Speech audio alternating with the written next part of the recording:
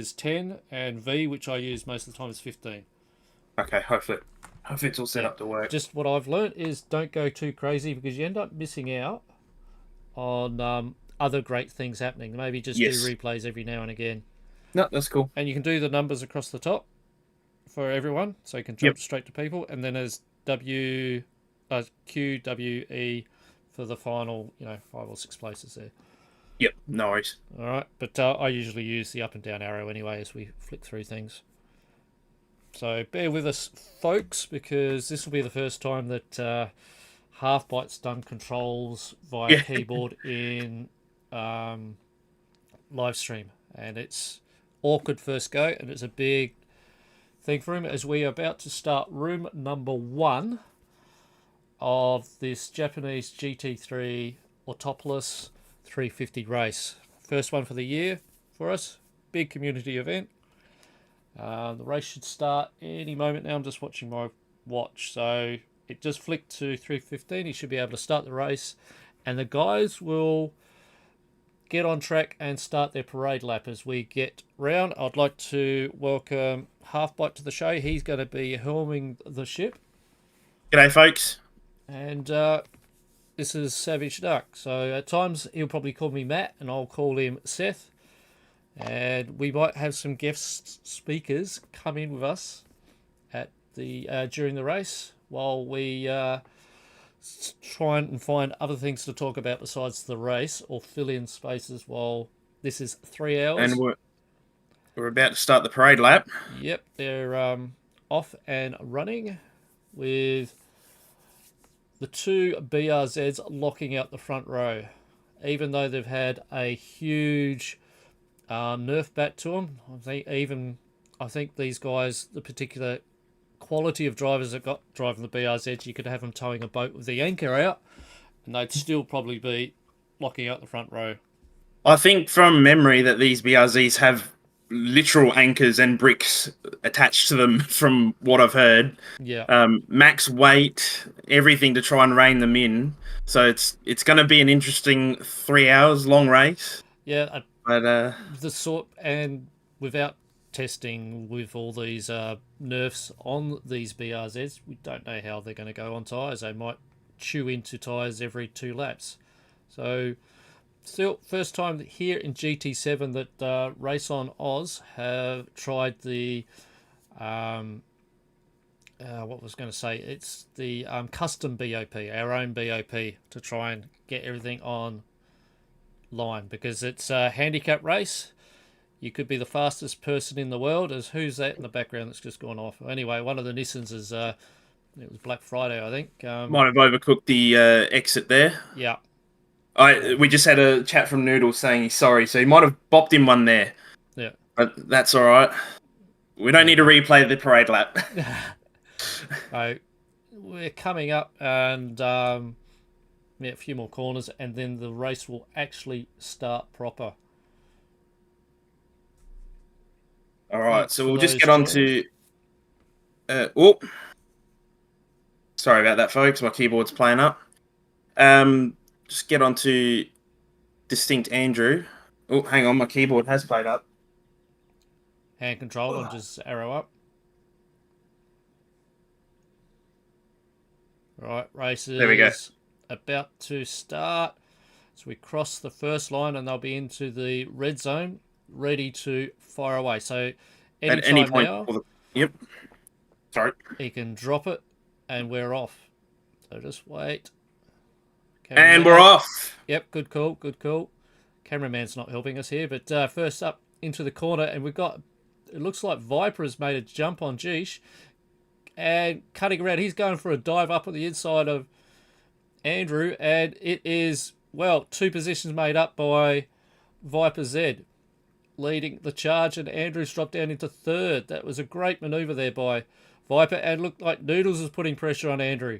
Andrew's not been the benefactor here of this start, or is he fighting back? He is actually, the 2 BRZs are duking it out. That's not going to help the teams out.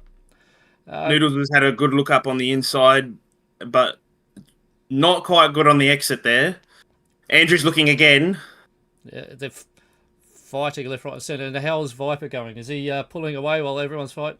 duking away. No, Geesh is right up his tailpipe. So fighting it out. I'm just watching the guys out in the background there. They're churning along okay. It's still grid there. It looks like, was that Noodles that made the dive up on there? Yeah, talk about millimeters between these guys. It's, again, the Nissans, is that DJ almost pushed out wide. Good racing there. No touchies. So doing really well. Now, that Lexus is known as quite the boat, unfortunately. So he's doing well to keep it on pace with the Nissans. Truth be told, the Nissan seems to be outpacing the Lexus a little bit in this race. Yeah, the four-wheel drive might make a lot of difference. And this is a track that does attract weather. Hopefully that'll stay away and we'll keep racing neat. Okay, so jumping with the front again. Yep, first lap down, and Viper's still out in front, holding, but he is fighting off Geesh. Geesh is right there, and Andrew's challenging back on his teammate. So seen Andrew race a few times, and he's a good one for just hanging back there, and then he will knock everyone off at the end when he's got the strategy, tyre strategy, fuel strategy kicks in. So anything can happen still. Yeah, you're quite right there, Matt. There's going to be a lot of strategy play in this race, I believe, because obviously 3 hours, probably one of the longer races that we've had at Ruse, and with the different, not strategies, but the different cars and the way that they handle the tyres, it's going to be interesting how that all plays out. And of course, we don't know what the weather's going to be like. We haven't actually checked the radar, so that's going to end up being interesting, probably middle to later on in the race if it does end up raining at all. Yep, most definitely. So Viper's still leading the charge, second lap. And what's just happened back there? It's look, Andrew's backed off a bit. Maybe he's decided or communicated with his teammate. He goes, I'll hold the field back while you give Viper a lot of attention, keep the pressure on him. So what we'll do, Seth, when we get to, I reckon, lap 5, we'll go a full run down the grid. Yep. And then probably follow up with something like maybe a chat about each one of these drivers. Maybe as this race has been pushed back, this was the scheduled time now to be talking about a team, but we'll put another 10 minutes on that and see how we go. So we might have some special guests jump in with us during the course of the race. 3-hour race. First big enduro we've done in a long time here at RaceonOz. Just again, to remind people, sorry to cut you off, Seth. No, you're all good. We do have Discord, but to go RaceonOz.com and follow. Oh, looks at Andrew is. What's happened to Viper? Can you press? Oh, yep. Yeah. Sorry, did I miss that one? So Viper has dropped down. Missed out on all that. You are running on controller now, aren't you? No, I'm trying to. Yep. So, they've just pushed him out wide and he had nowhere to go. He was just a passenger. Bit of teamwork. There. So, yep, good spot there. And I should be watching the little radars there. As you can see, they're all bunched up. How do I get out? Oh, there we go. Yeah, you press that again. So, I was mashing it, wasn't working. Yeah. Okay. But, yeah, that's a bit unfortunate. Viper being pushed back. Maybe a bit of pressure got to him. And frustrations that he was here in chat with us as well, trying to get this thing up and running as we've been pushed back by 15 minutes. So, yeah, bit of pressure there for Viper, but he's done well to get out ahead right up front. But, yeah, maybe a little bit wobbly, dropped him back a few places, but that's okay. Still a long race to go. All right, then. Just watching some of these back guys flow there, but they're all still bunched up, and only after 3 laps of racing they are probably maybe 10 seconds apart from back to front. Typical glitch saying that he's run out of fuel. There is no way that he would have run out of fuel after that particular distance. Still very close racing. Yeah, pushing each other to the limit. Maybe some of them might actually think about it and go, hang on, we've got another 2.5 hours 2 and 3/4 hours of doing this. Don't want to burn your tyres out too quick. I'm not sure how many people have done the testing to see how much life you can get out of the tyres in these vehicles. Anyway, over to you, Seth. I'm going to go get myself a drink before I start going to a coughing fit. So no worries. Be one I'll of those try and little keep ones. everyone entertained while Matt's away getting his drink. We'll just check in with the front runner with Geesh at the moment. Probably get started on some running down through everyone on the drivers we've got at the moment. So some people might actually know Geesh. You might have seen him. He actually was at, I think it was Amsterdam. Sorry, I'm getting confused at the moment with the my geography. But yeah, he's been out there with the Manufacturers Cup, and so I'm just trying to find my notes here on our distinct boys. Yes, so season 10 Div 1 champion. The GT World Cup. Was Geesh in 2024 world finalist at Amsterdam. So yeah, and he qualified first with a 1 minute 44, and I'm pretty sure that would be just after the slight BOP changes that we had over the past week. Of course, we had our qualifiers with all the boys jumping in and trying to keep on top of everything. Moving on, second distinct Andrew Lee. He's a 6 times Ruse Div 1 champion. So, of course, you can just see by the caliber of these guys that they're fast, and they're going to give each other some good racing today, especially over the course of the 3 hours. We won't rush through everything. Alright, anything new while I stepped away? No, nothing quite new at the moment. Just checking in with everyone. Just went through the distinct lads because they're out the front. Yep, you're just riding with Simon Bishop here, who's hot on the tail of Ridwan. Both these guys are very rapid drivers, and those of you, I think everyone knows who Simon Bishop is. He's the one that drives the Ferrari in the AI races that you do for Gran Turismo. Yeah, a bit of star talent across the grid today. Yep. Like I was just saying before, with Geesh being at Amsterdam, and as you just said, yeah, Simon being big part of GT7 itself. Oh, a bit of action there from Simon. Not too sure what happened there. Right, I missed it. I was going through my cheat sheet to see what That's I could okay. come up with. We'll just drop in with the guys running at the back. I think Speedy's there, hanging on the Toyotas at the moment. The Toyotas are pretty spread across the field, seems like. Yep, the Toyotas by memory there. They've got the wildcard driver in there, so they've actually got a team of 3 as opposed to 2 in the group. So I believe this was also the battle that we were told about, which was between Snorksel and BK. Can't see my cheat sheet note on that. I did see something. That's because last season of Nemesis to BK. Yeah. Yep, those two were duking it out right the way through season 11 of GT7 in our Sunday league, and I think it was down to the last race that BK managed to seal the title off. So, according to the cheat sheet here, BK is a controller god. Yes, apparently, yeah, I did hear about that. He's a resident controller user. Yeah, so yeah, good effort for him to get that high up. Because I could never see myself getting used to a controller. It's cockpit and wheel for me, and VR. And VR. I don't believe anyone in this group today plays in VR. It looks like we had down at Black Friday or something. Something happened. I just saw a position change. So yeah, you got.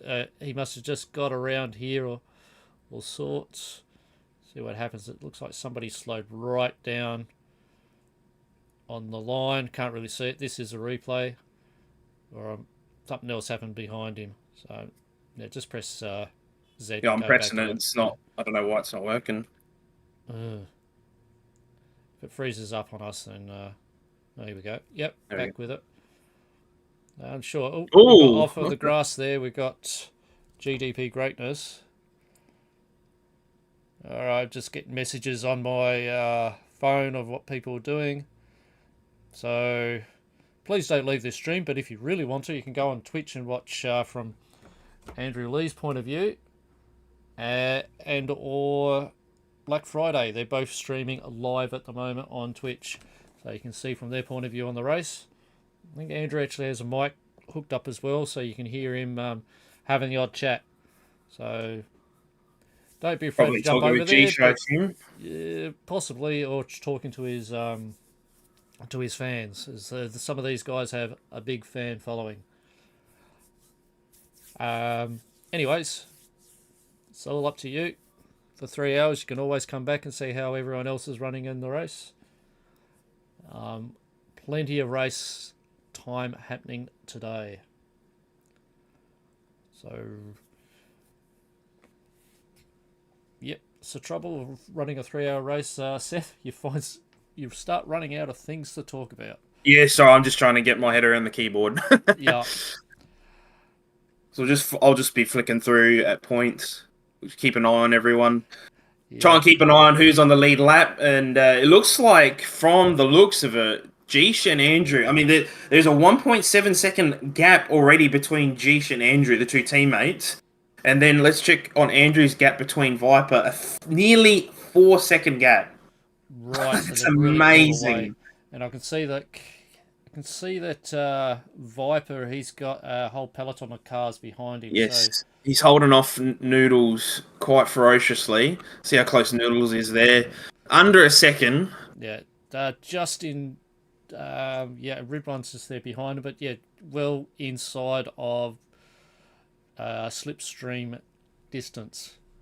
So yep, in position to overtake, but it's just the case of where to overtake on this very technical track.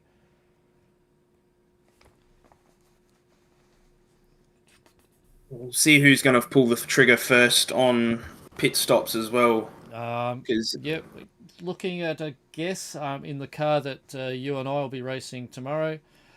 The window will probably start opening up around, maybe at a guess, 12 to 20 laps.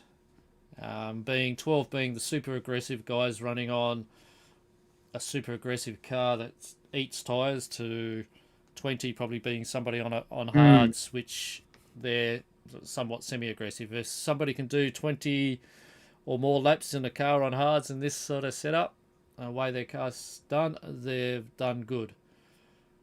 Without going into all details of what the car, of every single nuance of every single car.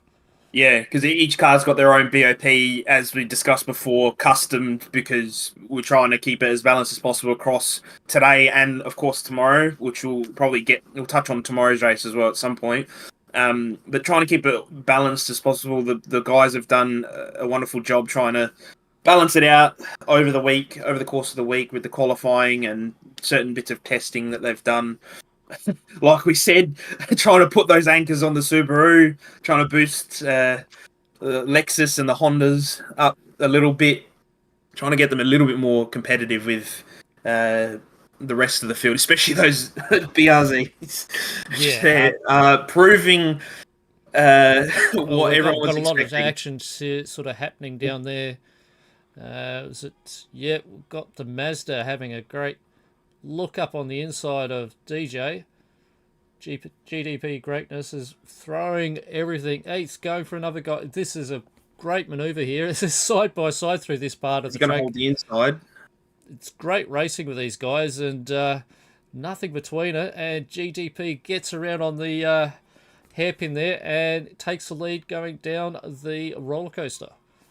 Have a look at that quickly. So just missed it. My apologies. Did you go back to V or X? I did X. Okay, My no worries. everyone. It's all good. Press Z and you'll be back with the race live. I'm pressing it. Kill you, Z. There we go. Oh, I think it just might be a bit of room lag potentially, okay. You got a but Bluetooth, have you? no, I'm not too sure why it's not Okay, working. I no worries. don't. Yep, Moving right along.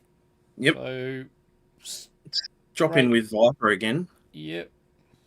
He's actually starting to pull away from Noodles. And Noodles has got Ridwan putting on a lot of pressure. About going out in the soil is probably not the greatest thing to do out in this race. You can push it to the absolute limit. Noodles puts in a purple zone, so this is maybe putting a statement, or he just wants to get a breathing space away from Ridwan and just starting to put the car into its paces. The Supra does have a good straight line speed. Although the Lexus has a few more horses in it after the BOP adjustment. Yep. So down that one straight that this track has, Yeah. it Oh, might and be also some bit of to a have handful. it that Ridwan's within.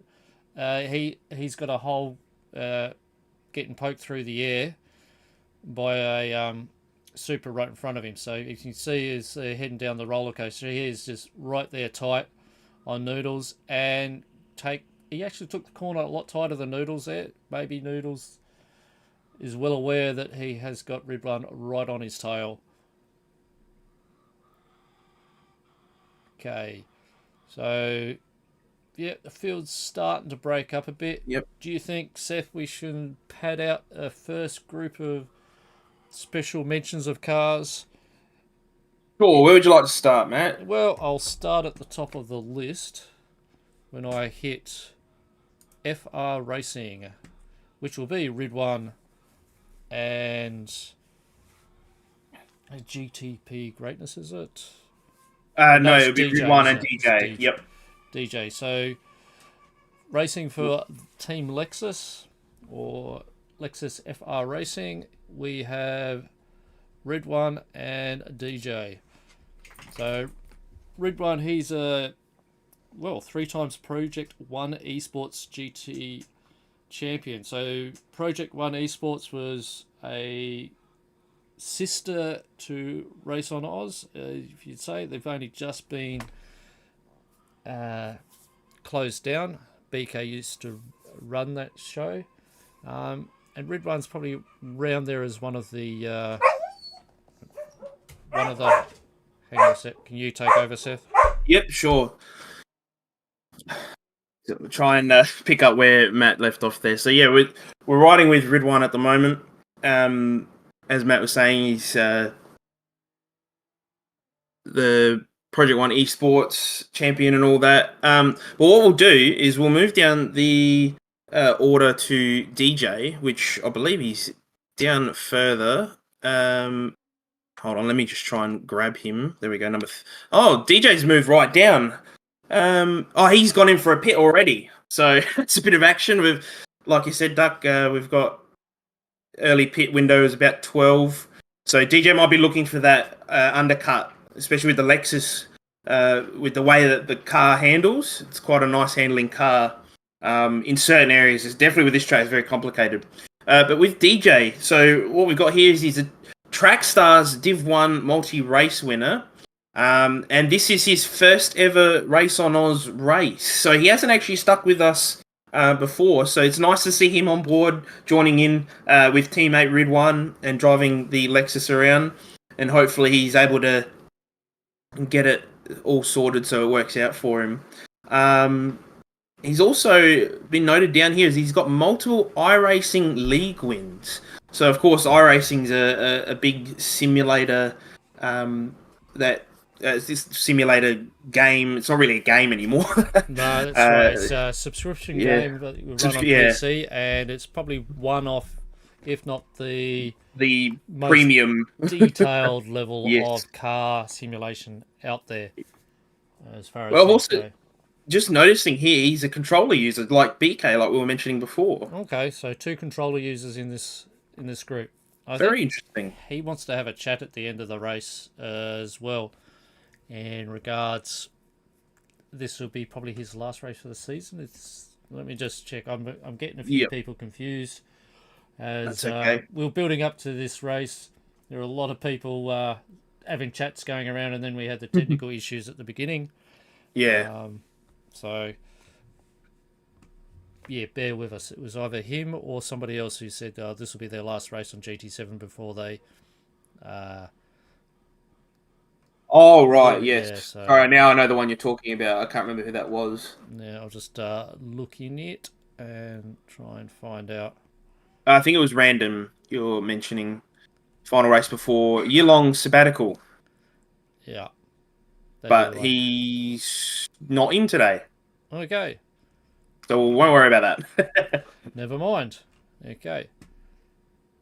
All right. Well, is there anything that you'd like to put in about the Lexus team, All right, it's Matt? just I know Ridwan. Not I won't say personally. I have raced with him, and I have spoken to him a lot. He's got a lot of time for a lot of people who want to learn.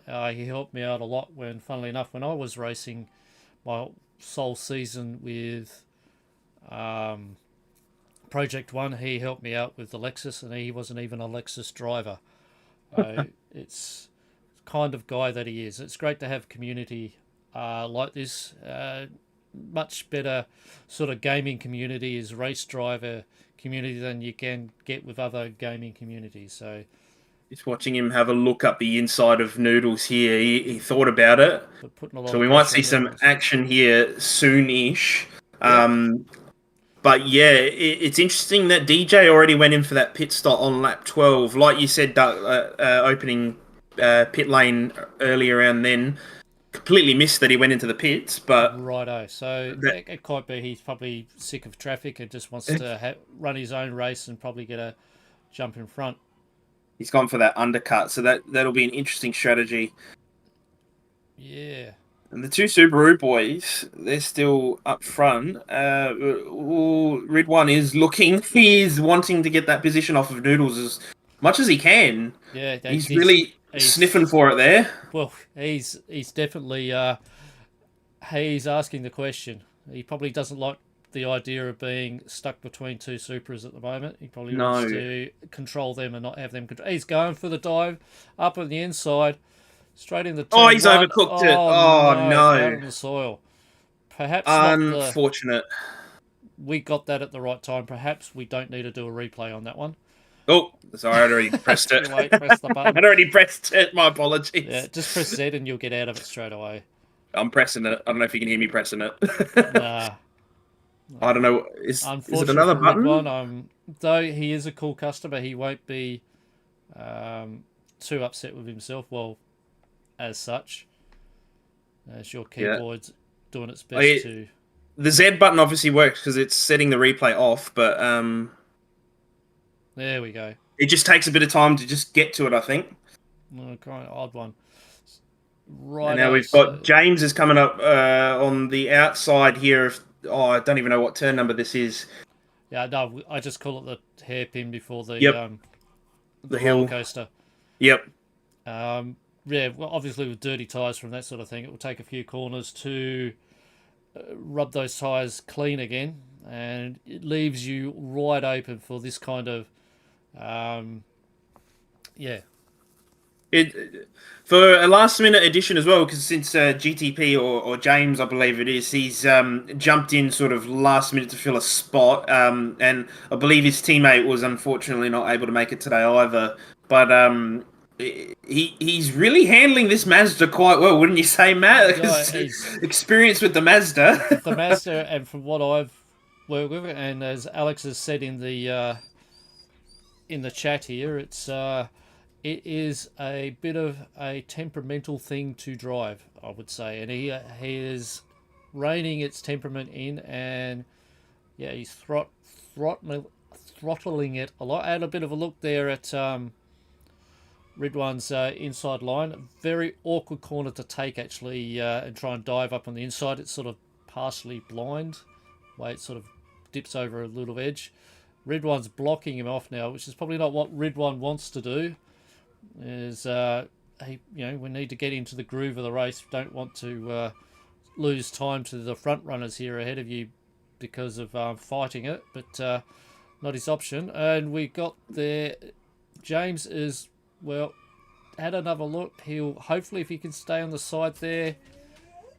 Yeah, I don't think he'll probably have a dive up there on the hairpin.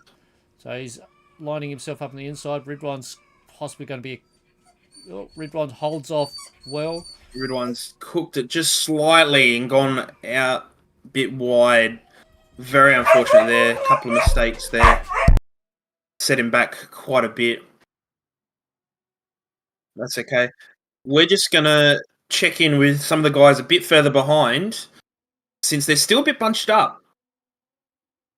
About a second or so gap between Snorksel and Speedy here, followed by Black Friday. He's looking at a 2.5 second gap or so, the two teammates between him and Snorksel.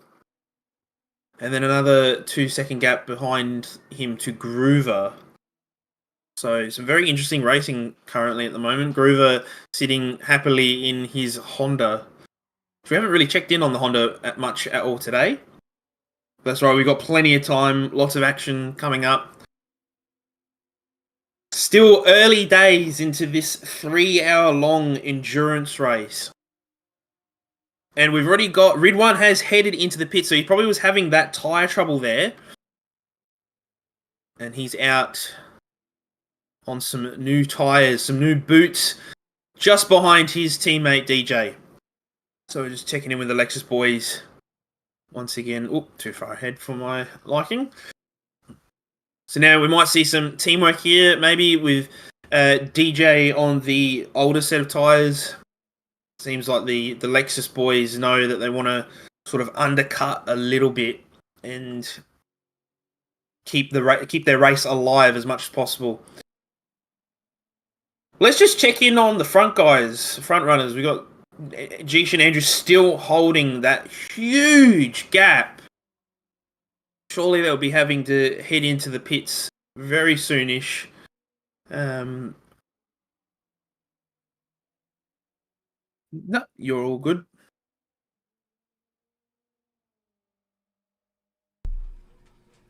All right, back. It looks like I've got sound issues as well, so this is...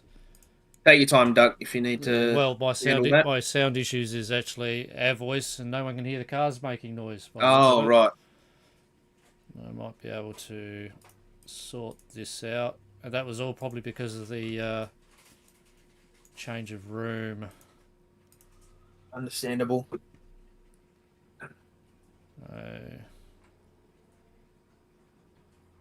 And it looks like Andrew and Noodles have headed into the pit.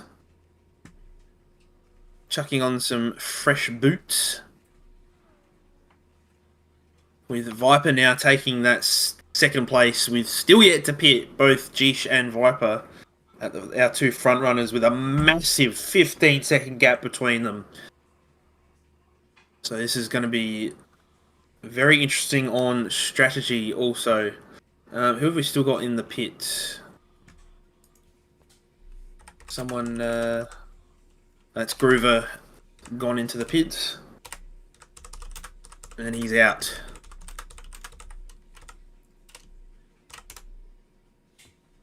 Just check in on the sound. Let me check for you. I'm pretty sure it's not there anyway. This is frustrating. All the awkwardness that we've had. We've still got sound difficulties. Not muted. Yeah, I can't tell if there is. No, I don't. I can tell. I can hear our voices on the stream, but not. I'm not too sure about the car ones because I got my car noises as well. Yeah. Yep, Herbie's confirmed no vroom vroom noises. I think it's when we change to your room and I'm sharing your screen. Oh, right. It's all gone pear-shaped from that way. Okay. Yeah. So I don't... the moment I start fiddling around with sound on the PlayStation, the guys are going to unfortunately be seeing me changing things during this heated course of the track. So yeah. I dare say sorry. These technical difficulties is from starting the race. I don't want to ruin it anymore. bear with us about the vroom vroom noise. You should be able to hear us clearly now without getting drowned out by the cars. Yeah. Of course, it is, I guess, the first time we're doing something like this, so probably just, yeah, forgive us, bear with everyone, trying to put it all together. But of course, as said before, the race started. The main thing is the racing. We're concerned about the race getting underway. Commentary is supplementary to it. Gives the experience. Put it that way. Yep. We were only just one person joining us failure from just turning the commentary off altogether. So I'm sorry, guys, that the sound is not working for you. I usually do have the sound working good and proper, but yeah, a few things have Must come down to piggybacking off of my PlayStation, unfortunately.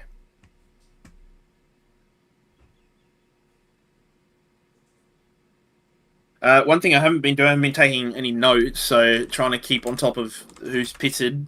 Andrew a bit sideways there. He's looking very aggressively on Speedy there. Speedy's he's fighting back. Andrew's gone wide. Out in the soil. Oh, and he's turned around. And that's a rough one. He manages to catch it somewhat in mid-spin. And that's going to hurt him a lot. Move up to Speedy and Snorks because now they're battling because of all that hoo-ha there. And Snorks's gotten around Speedy. So the winner out of that was Snorksel was able to get out on top of the other two. So we've just gone into the pits. Yep, there, one of the Speedy's just jumped into the pits. Yep, so he's gone in for the pits. He's given up. He's gone, yep. I was trying to fight my way with Andrew.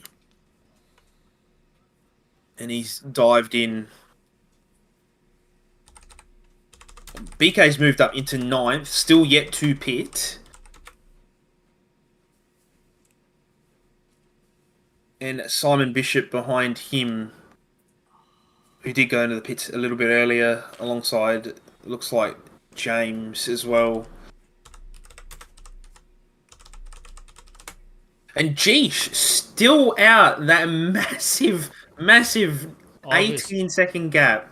Yep. He hasn't pitted yet, has he? No, he has not pitted yet. He's definitely running on hards at the moment. So possibly we'll probably run hards all the way through. Still got a long way to go in this thing, so probably do hards all the way through and just finish off the end with softs. So just going through my Discord to see what sort of notes have come up. Never mind.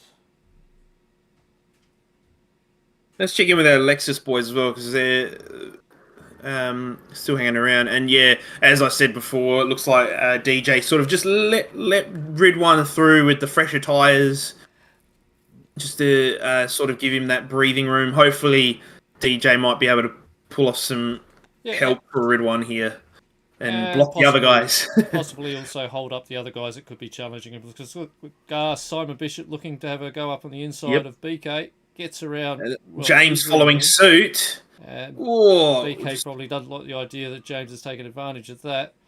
It's going to be a big one here down the end of this straight. And Simon Bishop and James have both pitted, so they're on very fresh tyres in comparison to BK, still yet to pit. He too, lap 20 for him, I should say, not 21, but lap 20.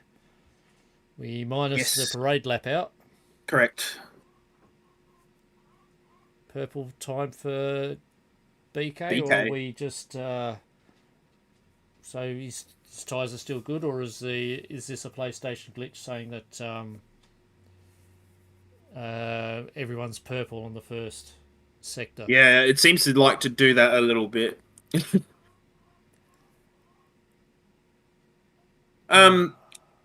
Just even though we've got the sound difficulties, which we probably can't do a lot with, did we want to maybe add in some more fluff at all while we're watching? Waffling on about stuff we don't really want to know about is probably too much fluff for these guys. But the next team in the group, I mean, yeah, we can do that now. That's the Mitsubishi team of Viper Oh, and BK. yep. Which we're looking at BK currently right now. Yep. So BK formerly. Thanks for Matt Simmons for joining us in the chat. But Matt Simmons, who just said hi in the chat, we're watching his car get driven around at the moment by BK. Guy from one of the, probably the only South Australian on this in the paddock at the moment. Driving this car, he didn't qualify, so he started at the back of the grid, so he's doing pretty good. Driving here in 11th place, so he's moved himself up a few positions up the track, and he was the original P1 race, you would say race organizer of Project 1. He is now the head organizer of the Imitation Games, which is a series of various community-like events that will be held out in GT7 throughout the year, of races that people will be doing, imitating real-life races in the real We world. could probably use this as a good moment to plug it as well, for anyone that is watching that isn't currently a part of the Ruse community. Throughout the year, we're going to have the Imitation Games, as Duck was just saying, with a wide variety of different categories: World Endurance Championship, GT3 World Challenge, as well as Super Formula. So if you're new here, you haven't heard of us before, or looking for a league to jump in on, have a look on our Discord, as we said earlier in the piece, or www.RaceonOz.com. And you can check out all the events that are happening throughout the year, like this one today and tomorrow. Just to watch the first one of his Imitation Games is actually be a World Endurance Championship. It'll be held at Daytona, round one, January the 27th. So, And he's just diving into the pits now. Looks like Viper did as well a bit earlier, but we'll try and just find Viper. Where is he? Number 7. Just so we can talk about our great uncle Viper here, as I've heard he's like to be called. I think it's a nickname. We call him Uncle I Viper know. because he is pretty much the driving force. Well, not driving force. He's pretty much the one that everyone asks if there's any problems as he makes his way around Black Friday. Nice move. He's head steward. He's pretty much this race in particular. This has been all his work setting up, and we're just all following suit. So he is pretty much, as far as Gran Turismo 7 goes, the man who holds the keys or runs the show here for RaceonOz. RaceonOz not only, just as another segue, it doesn't just do Gran Turismo 7, but it does do other things like iRacing and Assetto Corsa. So Yes. this man, a Viper, 6th position, racing for the, what's it called, BCG Mitsubishi Racing Team. And unfortunately, as you can see the channel, Matt Simmons, he was meant to be racing with him, but he probably still would have been able to race, but had he not his brake pedal spring brake on him, so he was... That's right, and that's where BK's replacing him. Is that correct? Yeah, so Yep. BK, being a person who must like self-harm, has decided to race not only today, but he'll be in tomorrow's race as well. Do 700 kilometres. Two different cars, but dark. still it's a big weekend for him as well. Viper's looking to get in amongst the action here with Ridwan and Snorksel. Yeah. So it's good that we're sort of hovering around here. Fresh tyres on Viper. Yeah. With everyone, I believe, still on the lead lap. Correct me if I'm wrong. It'd have to be the case. Yep. They're all churning through and putting up good pace at the moment. BK 13th. That's because he's after his pit stop.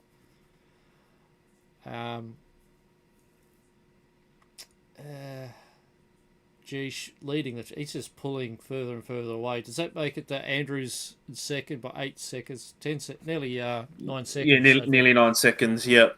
So and then another 8.5 to Noodles. Yeah, BRZs are showing the way here. These team distinct. I think it was being thrown around the pit lane that they wanted them to jump into GT4 BRZs. Okay.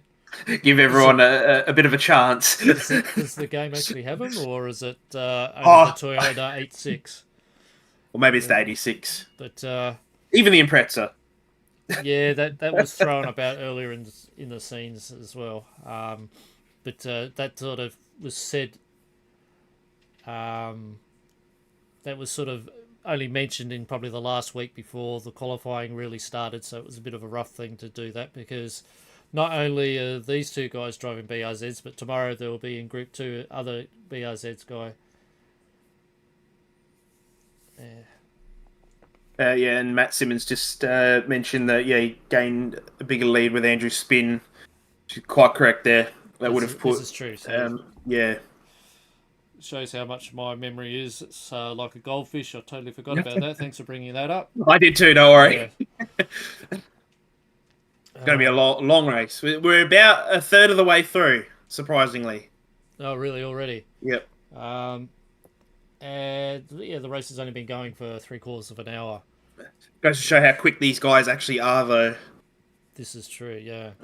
Oh, we've had a spin. I'll try and grab who that was. That was Ridwan. Let me just see if I can grab that. I'm not too sure what happened there. No. It's not a great camera angle here. That's the infamous second gear that the Lexus has, I'd say. There's just a way it kicked out like that. Second gear of that thing, if you're not careful with the throttle, that was what happened. Because to me, that was no bump or anything like involved in that. That was just that gear change. Or maybe double shifted down by accident. Sorry for the technical difficulties, folks. There we go, we're back. Okay. DJ caught a bit of dirt there on the exit. Probably just move up in the field a little bit. Yeah. So I don't know how the communication's going between these guys, if they're all in one room. I think they were. Sometimes they might split off into their own rooms and have a chat with each other. Who's that jumping out there? Is that Ridwan having another look up there on up on James? See around. Yeah, I think DJ may have just got around James. I won't let you press Z and no, that's fine. We'll just keep moving along. I was just yeah, no, that's fine. Rightio. So still really tight racing here in this sort of part of the field, the back half of the field. Yeah, this is where you get mental blanks about what you want to talk about. Messages left, right and centre. It's like a phone call centre here at the moment. As okay, so I'll just run solo for a while because there's a bit of a break happening here at the moment. I've been the greedy one taking all the break times, and Half White hasn't had his break, so I'm going to waffle on for your guys. Did you want it to sit on anyone? Yeah, just sit on Noodles, give Noodles some love, and hopefully nothing too exciting will happen. So until you get back, I'll just waffle on about a lot of nothing. Unfortunately, I wish there was sound in this so I can sit back and relax myself. And I'm not going to try and be like Kid Byers and put in impersonated sounds. I'm just not that funny. So, yeah, I wish I could talk more about Ruse in particular. I'm only been a part of the group for just over a year, but those who do not know, I'll do a little promo thing. It's RaceonOz. We do racing for. Basically, we have our own organised racing groups. GT7, Assetto Corsa Competizione, iRacing, and I think they've done a few other little offshoot races as well. And it's all an organised group which will have races periodically through the year, as well as the Sunday night Teams Championship, which we do have all fair and self-regulated driving racing. So generally there will be things that happen. We have a lot of aggressive racing. It's just how it is racing, and no matter how fair you can be, bad things may happen. And we have regulations where stewards will look over things and throw penalties out based upon. So it's a good thing to join up with RaceonOz. And what I'm saying is you just don't want to jump into a random room anywhere in the lobbies, and then you don't know what you're going to get. All us guys work towards racing fairly and safely, I suppose, as I say. So all ages are welcome. For starters, there's some guys which have been racing probably longer than many of the other guys have been alive since the Gran Turismo 5 era. And what did I do? I just said, yeah, the older guys, and then we've got some young guys like tomorrow, the pole sitter himself. He's been, he's actually, I believe 13 is tank. So teenagers all the way up to geriatrics like myself. So I think I've got Seth back. Welcome back, Seth. I'm back. Just had to go top up on some fluids because it's hot here in Adelaide. Righto. So yeah, totally opposite here in Sydney, dealing with storms going over the top of the. Going over the top of us. I was worried about I'd not even be able to link the stream up if I get a blackout or, dare say, worse, something else like a fried computer. Yeah, exactly. Looks like the weather's coming in too. Oh, that'd be. God forbid that'll happen. That'll probably ruin the race more than probably. People might say, "Oh, make it interesting because now strategy's changed." But I think a lot of these close guys driving close, it could be a bit of an iffy situation if it gets wet because it might spread them out. Might have a few more offs. And don't forget, this room does not have traction control on. So by default, myself, I would throw on traction control to 5 if it gets heavy. And You just reminded me of that. Completely Yeah. forgot that they're running without traction control in this room. Yep. Someone's dived into the pits. Let me see if I can grab who that is. Oh, gotta go back further. That's DJ. All right, we'll see what He's throwing on. I think you only get to see that as it comes out of the track, hey? Yep. He's topping the fuel up to. Well, looks like he's going to top it up to the rim and head out. On hards. On hards, okay. Oh, and a penalty for cutting the pit lane probably on the entry. That's very unfortunate. Most definitely. That pit entry is a shocker. You go in, the cold tyres. Yep. Cold track. And probably cranky with himself for being on getting a penalty as well. So, yeah. Yeah. At least he's hasn't taken anyone else out with him. Move off of DJ for now. There's a battle here with James, Ridwan, and Snorksel.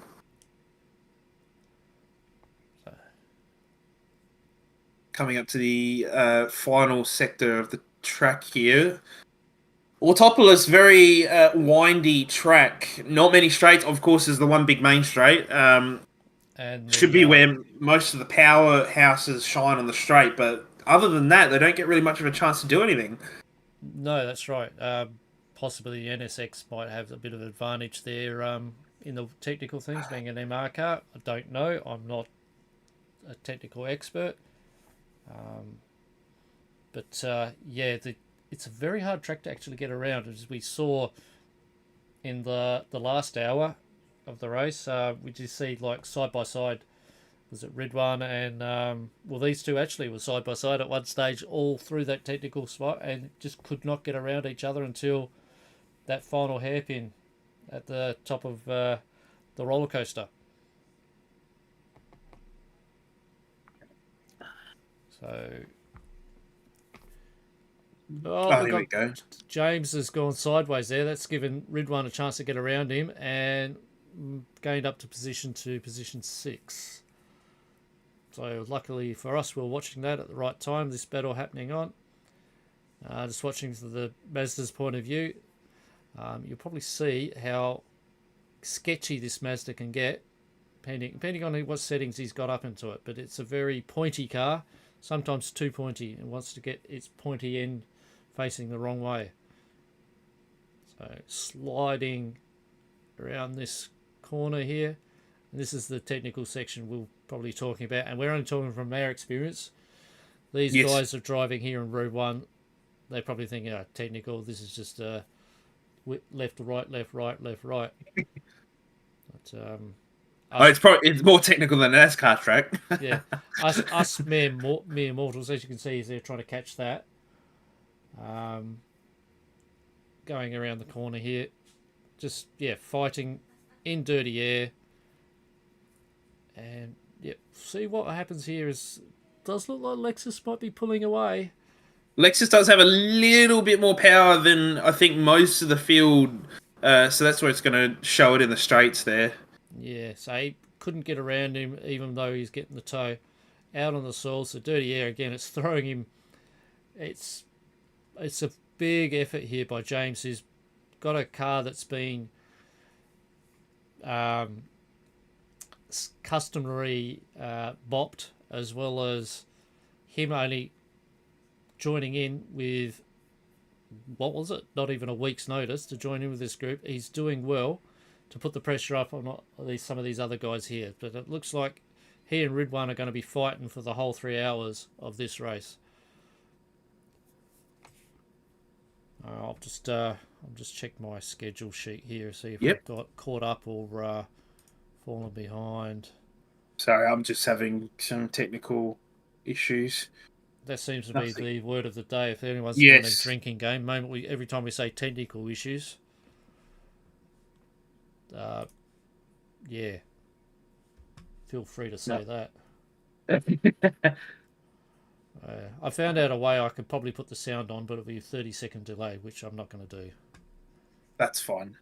I think, we've done the best we can at the moment, and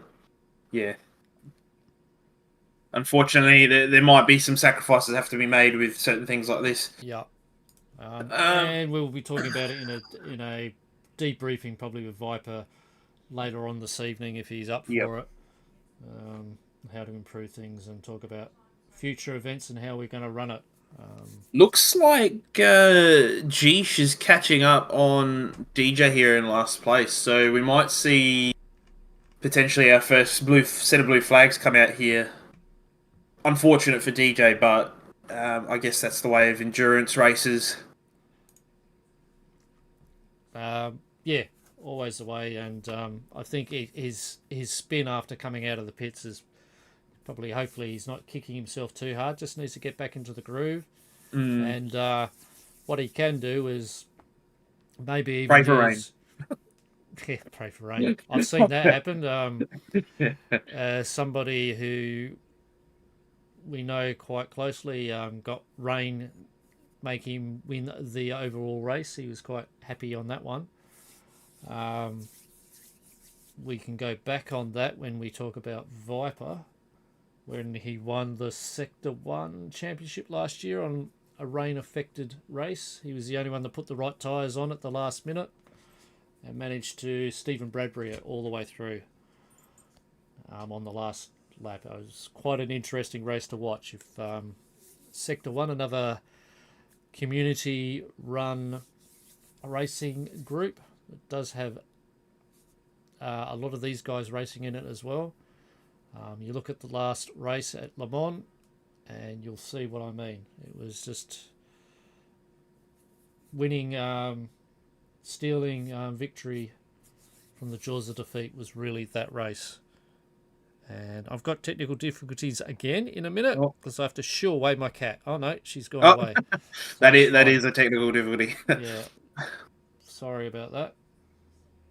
I live in a, well, not a farmhouse, but you might as well say a farmhouse. With the storm going over, I've got random. That's enough talk about me. What's going on about race? That's all right. We got to keep ourselves busy, so it's fine. So, street to track racing. Yep. You want to move on? Did we? We'll move on to that. I'm fully behind on the schedule. Not that it is. I didn't think we'd. So street to track racing is the Nissans. Yep. Just trying to find. That's no one on my screen. Oh, hang on. There we go. They're both sitting together. Perfect. All right. So we've actually got Black Friday as one of the drivers. He actually replaced somebody, again, another person who couldn't make it for this race. I believe the reason for that one is he actually had some sort of family gathering or thing that was also conflicting. So Black Friday is filling in, another last minute replacement, and Snorksel, who's BK's ultimate nemesis in the title for Division 2 in the final season of RaceonOz Sunday League. Okay, I'm gonna have to remove somebody. Hopefully I didn't do something to the stream. Hopefully not. Let's stream. Yeah, thanks, Cat. You. Oh. That's okay. Just get the stream back up. Unbelievable. That's okay. Like seriously unbelievable. We're back. Yep. Wow. Cats will do that. It's just, I can't believe this. This is like how to ruin other people's lives done by Savage Duck. No, not at all. Not at all. This is, God, far out. Do you know how hard it is to hold back and? Sorry. No, it's just so hard to not swear. This is frustrating. It's just we're trying to dive through and work through this thing. Absolutely a nightmare. You're doing very well. Put it that way. Okay. I don't know much about street to track. This is probably this isn't the first time. Sorry, I've heard of them. I only learned about street to track when I was putting together sort of the stream stuff. Do you know much about them at all, Matt? No, I'm no.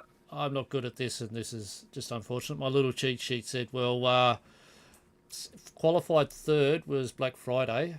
Yep. Again, for a last minute thing and just putting himself up there. He's making it. Oh, Snorkel's making a move on BK here. Okay, sorry, no, way you go. I'm looking at a cheat sheet. So on the outside of the big sweeping corner. It looks like there's some moves being made up front as well, but we'll just stick with these guys for now, just while we're talking about the Nissans. It looks like BK's a bit of a passenger there. No, he's holding off there on the turn. He's a bit outnumbered here. He Two big Godzillas coming in against the little Mitsubishi. Yeah, is he going to make him try and overtake him shallow, or is he going to give him room? Plenty of room. But still holding off. That's good driving there by BK. Now they're going to have to try and work a way of getting around him, going up underneath the bridge. So he's holding him back, and probably... Andrew's just pulled in the pits as well. Okay, he's running on mediums with 70% fuel left, so it's interesting. So a lot of fuel saving, it looks like. So, well, yeah, and they can do some really odd things where they do an early pit and maybe he's just going to change tyres and keep moving on and keep the fuel. I mean, he doesn't need to refuel if he's thinking if he can keep the car light the whole time and keep the stronger tyres on, he might be able to, win the race. He might have calculated that these short pit stops will. Although, Andrew, is he filling up? Been in there for quite some time. Has he's chucked it in? So don't know. No, he's just sitting there. He's not. Maybe he's needed a a bit of a break. Maybe. Okay, no worries. But so we'll go back to race leader Geesh, his teammate. Unknown there. I'm not. We have no connection to anyone there at the pit, so no. One can only find out. Sure, we will find out sooner or later. Let's. We have somebody in the room with us. Yes. We have a guest. There's T Feckles. Yeah. Sorry, Eccles. Andrew Lee's just jumped out the room. Righto. So something's happened there. Of course, we don't have any comms to the pits. It's very uncertain what's happened there. No idea. Oh, that's on. Andrew's race. It's all up to Geesh to hold in the lead, which he's been holding the lead the whole time anyway. Since I'll just I'm going to send a message to Eccles because we can't hear. He's actually in the room with us, but he's lost his voice, so I'm not sure what's going on there. He's on his phone, so maybe there's no voice there through Discord on the phone. Try and jump in with some of the guys up front here. Ridwan sitting in 4th. James closely following, as we noted the battle before. And in 6th, we've got Speedy Tyres, not too far behind. About a second gap between him and James. There's some good racing happening here. Jump back again with these Nissan lads with BK. Unfortunately, surrendering a position to Snorksel here for poor BK. With Black Friday right on his heels. Coming into the hairpin. BK defending very aggressively. Holding him off. And down the roller coaster, as we've dubbed it. Well, the roller coaster straight is actually what it's called. According is to it? Yeah. Oh, okay. Yeah. Sorry, there's my like, track knowledge. I know little about the track. Kid Byers last night was talking it up, and I'm just going, okay, that's a field of information that he has over me. But a track map, you go up, and it's like you've got track corner numbers and then the roller coaster. That's essentially it. Well, I've just pulled up the Wikipedia page. Have a look. See if we can get the corner names and any fun factoids about the track.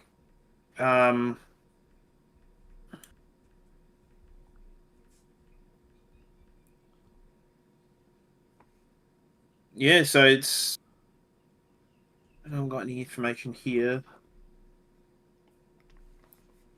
Okay, so we're sitting with BK at the moment. He's getting a lot of attention as Black Friday gets out into the soil there, but four-wheel drive car should be able to do fine there.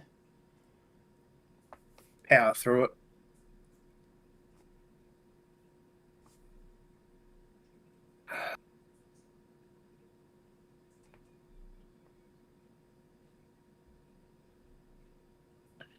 All right. Maybe just something else that we could mention while we're at it.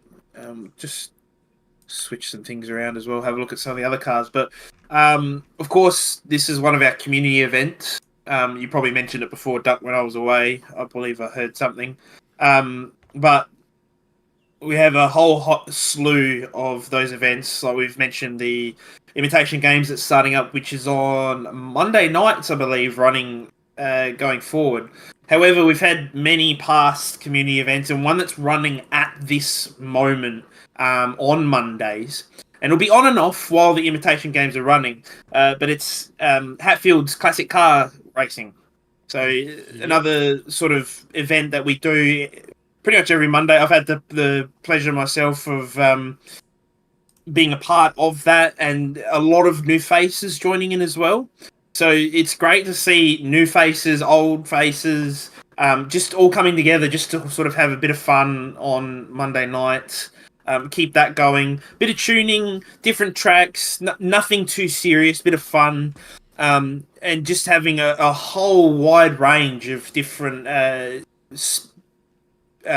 drivers, like from Div 1 right down to Div 4 and 5. Just all coming together, having a good old time. And hopefully in the future, with aside from imitation games, we'll have a lot more of those to come. But yeah, if classic cars is maybe more of your thing, maybe jump in for that. Good fun. Sounds like a lot of fun. I am hoping that Hatfield might join us somewhere through the course of the day and actually reflect a bit more on it and talk about Ruse in general, because both you and I, our experience with RaceonOz is limited. Hatfield, he can pretty much fill in a lot more of the big gaping holes. That, he's got the history there, I guess. He can give us a history lesson. But maybe we could fill in some gaps for ourselves, because we've had a bit of experience, of course. Maybe, what's your experience been like with RaceonOz yourself? As I was trying to say before, it's good to be in a group where it's regulated to the point that everyone's got respect. You actually get to know each other better and how every person drives. Therefore, okay, he's jumping Speedy's jumping into the Speedy's just jumping. Yep. The great thing is there's no rabbits or no clowns in amongst the group. We're all respectable drivers amongst each other. And what I do like about it is we haven't even been watching Groover for a while. He hasn't been given any love. He keeps flying under the radar, yeah. It's not fair because that's the car I'll be driving tomorrow. But what I like about Ruse, best of all, is it's the fact that you race with people who are respectable of racing. There's no cowboys as such who will want to knock you off the road. It is respectable driving, and in the event of a cowboy event, if it doesn't normally go to punishment as such, because it'll be a bit of a jaggy sort of frame rate here for some odd reason. Hopefully it's not my internet. I'm not getting that. Okay. I'm seeing it on your end. I'm not too sure why. Okay. Might have happened just as Eccles left the commentary room, maybe. Okay. Oh, no. Still a bit flaky. Heavens forbid, I hope this doesn't cause any more issues. Essentially, how to answer a question that should take 2 seconds is by me. It's taken us 5 minutes. That's fine. Yeah, what I like about Ruse is there's no cowboys. And the cowboys get weeded out. There you go, simple. And just in time as well, just looking at Ridwan making a bit of pressure upon Groover here. James has just jumped in the pits with 1% of fuel on. So he was running very low. And this is where we're going to see the Lexus and the Honda neck and neck down the straight. Bit of side drafting here. Very, very close racing there. Him off and keeping him out wide. Cleanly done. Around the outside. Beautiful. Absolute brilliant manoeuvre. Should we maybe have a look at that? Dare you try? Oh, give it a go. Yeah. See what it grabs. So, yeah, which is exactly what it was. I honestly thought he didn't have the legs to get around. Looks like Groover may have broke a little bit sooner. Just a little bit sooner. Just let it through. They don't want to both end up out into the sandpit. So there's a good fair manoeuvre there by Ridwan without any touch up with each other. It was well done. Nicely done to Ridwan. Yeah, as you said, that you put it nicely. Ruse has got a slew of guys that are just passionate about racing, but not only about just racing itself, but also the atmosphere and keeping it nice and professional is probably the way to put it. Yeah. And that's where we get events like this, where we're really trying to put it together as if it's part of that young boy's dream. I believe I've heard you say it before. That's why we're doing the commentary. It's Yeah. nothing better than Well, then you can show all yeah. your friends. Oh, this is me. This is me. I was hoping to get half my work to watch me tomorrow. Well, actually, no, I won't go any further about what I was going to whinge about, but I'm not. But it's great to show people this is your hobby, this is the thing you do, and yeah, you're living out your young man's dream of being a race car driver. And with the sort of setup that Exactly. Ruse has, it really relives your dream, and you can start talking about such as these people here. Geesh, see, goes Yep. into the Into the pits. pits. Yep. These are guys which have gone around the world for this game to Exactly. race. Last comment person in this stream here, Matt Simmons, he too was also one of those guys who's been around the world and done the thing.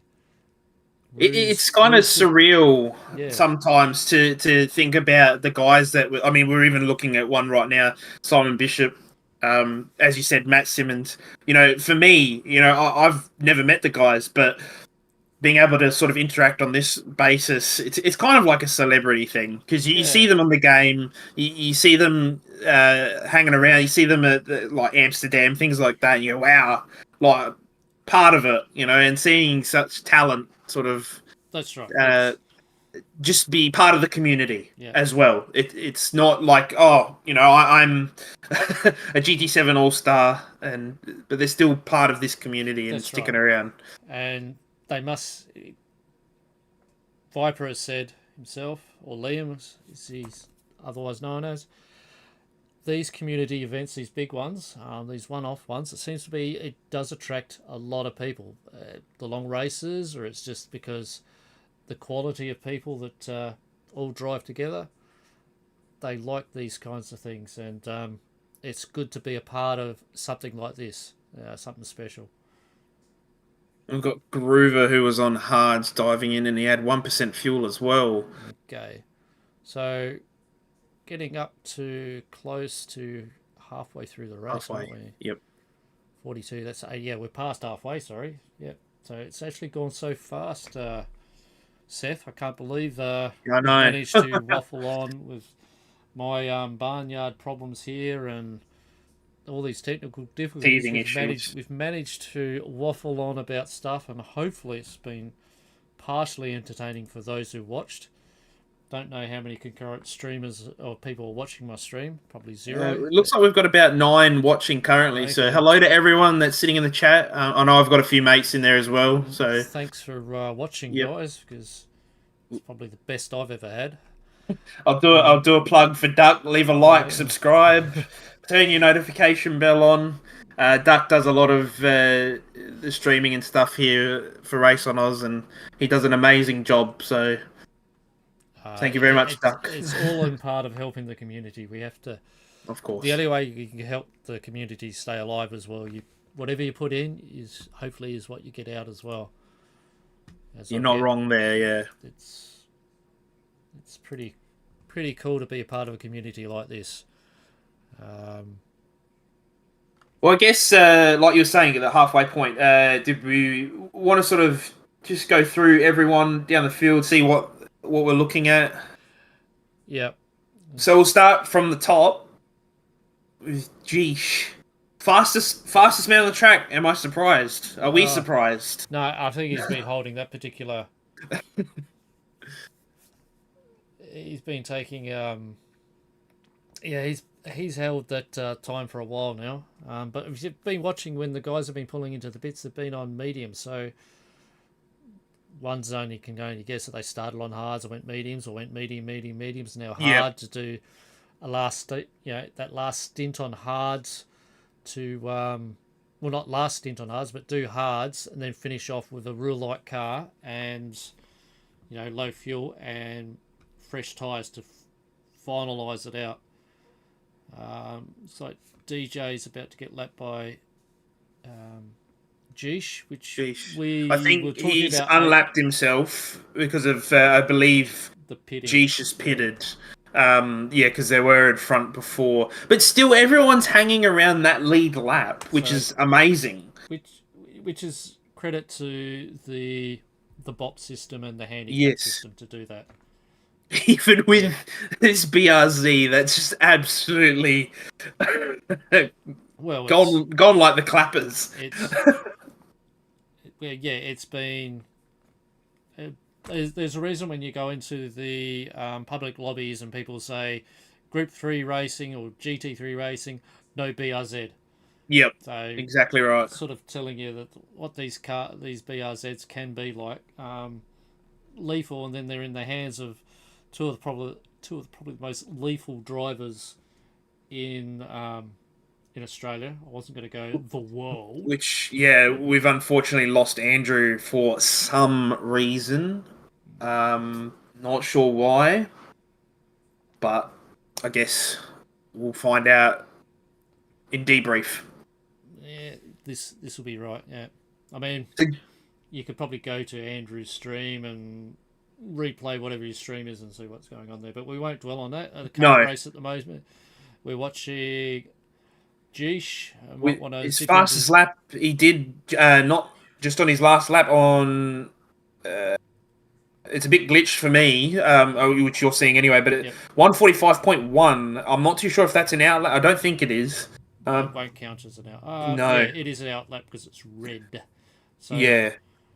So, but still, that's pretty quick. That's insanely quick. And we'll see as we go through one by one on everything that's happening.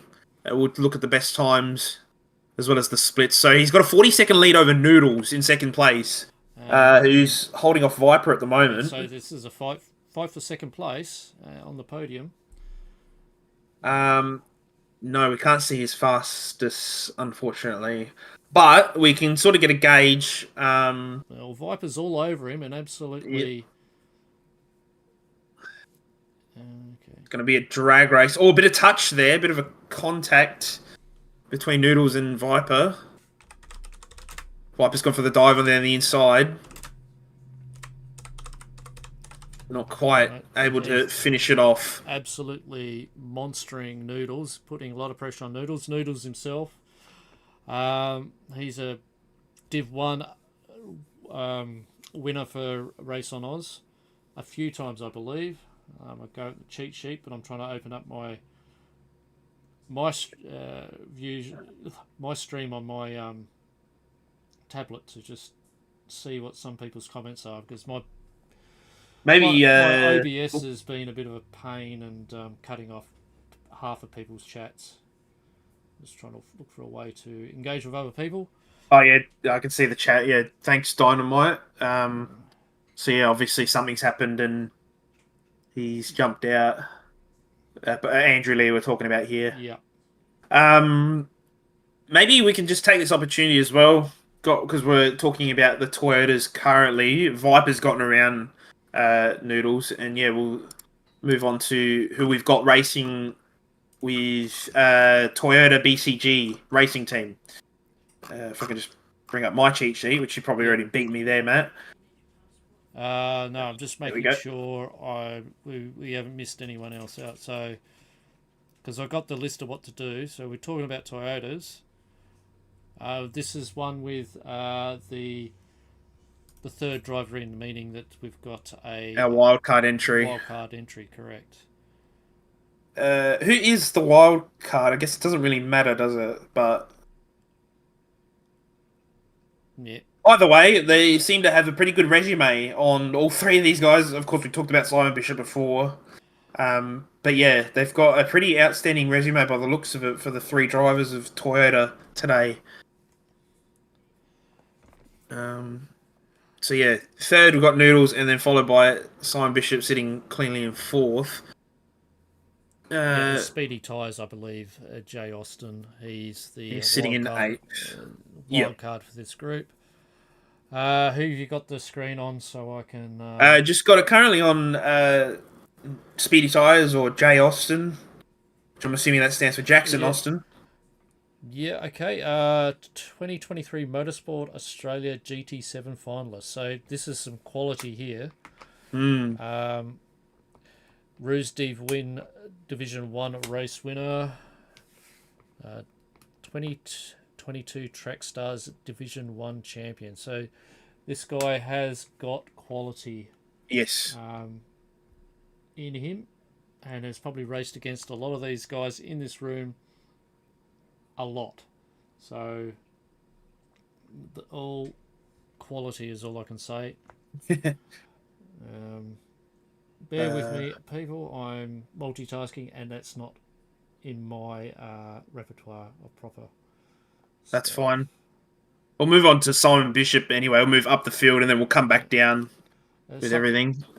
yep, Simon Bishop, uh, New Zealand finalist. I don't know what year was that. Say Ruse GT7 Season 5 Div 1 champ, Australian New Zealand ACC Enduro champion, 2024 Ruse ACC Season 15 TNL champion. So people are probably throwing stuff at the screen saying you're saying it wrong, duck.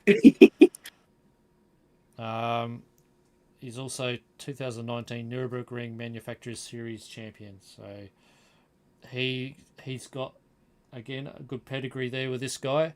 Not to mention that he is also an AI in Gran Turismo 7. I love it when you say that. It's like he's also an AI, and Yeah, it's like AI. he's not real. He doesn't. No, No, he does exist. he, to me, it's like I'm gonna have to ask you one day if they do you know they do something weird to the AI in this, because his car was always seems to be the hardest one for me to get around when I play on easy mode. Is it the Ferrari wider, or is it just me with dumb They've luck? got a special copy Yeah. assigned to you, and then Simon made sure that it got to you, and that his AI would always bully you. It just blocked me off. No, It was just hard to get around. I don't know, but no, we'll talk about Noodles. We haven't spoken about Noodles. no, we haven't spoken about Noodles yet. Two times Ruse Division 1 champion.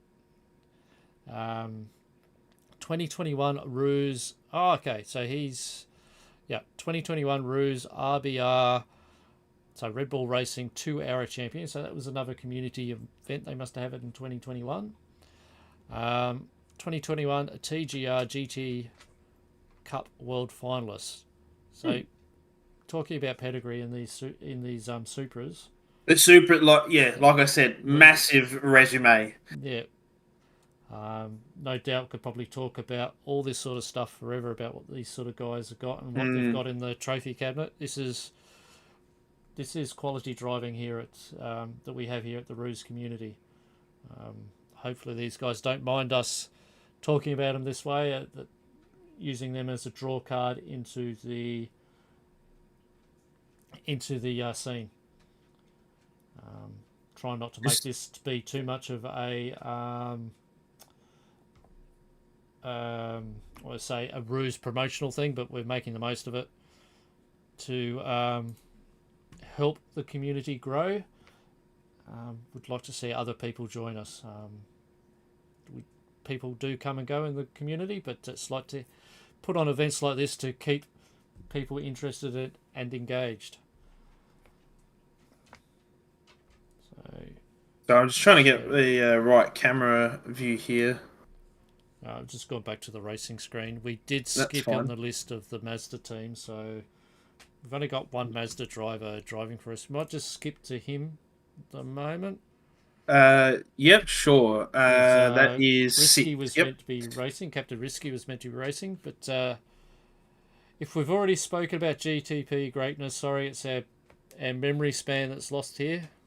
But this guy, last minute call into the group, racing for Mazda. We didn't manage to grab his livery up for this particular race in time, but it is, I have to say, very attractive colours there. It is. I'll see if I can get a good look at it. I think it's chase cam there. Probably not the best view there. Yeah, it just needs a lightning bolt in there, and I would say it's perfect. I wonder why. No one will know why, and no one ever will. Um, If you're South Australian, you might get it. no, that's enough of that. You might cause some issues in the chat. Yeah, it might be a lot of because I believe Dynamite, who's a Richmond supporter, will probably start breathing fire and brimstone if he's still watching. Yeah. Righto. So, yeah, GTP Greatness, otherwise known as, when I click to the screen here, last minute replacement for Nemo. It's actually this is him going in debut race for RaceonOz. So, otherwise, his in-game name is also James. He's got a name. Viper has told me that he's raced against James for a while. I've never known him personally, but he's always there hurting Viper all the time in regards to when they do race together. They seem to lock horns a little bit.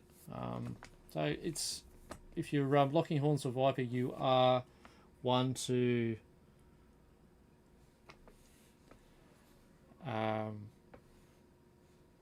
he's always if you're locking horns with Viper, spit it out, Matthew, but when you're locking horns with Viper, you must be rapid. That's what I was trying to say. So I've upset somebody in the chat room, so I've probably lost a follower now. Oh well, sorry about that. But I thought there was a couple people in the X Project 1 group that followed Richmond, so Sorry, my apologies. I have returned. so therefore I apologise, Dynamite, for that one. All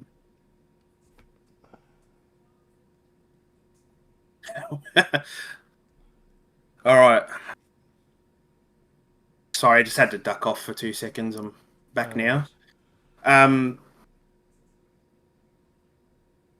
Got some battling going on behind James here. We'll just dive back to Speedy.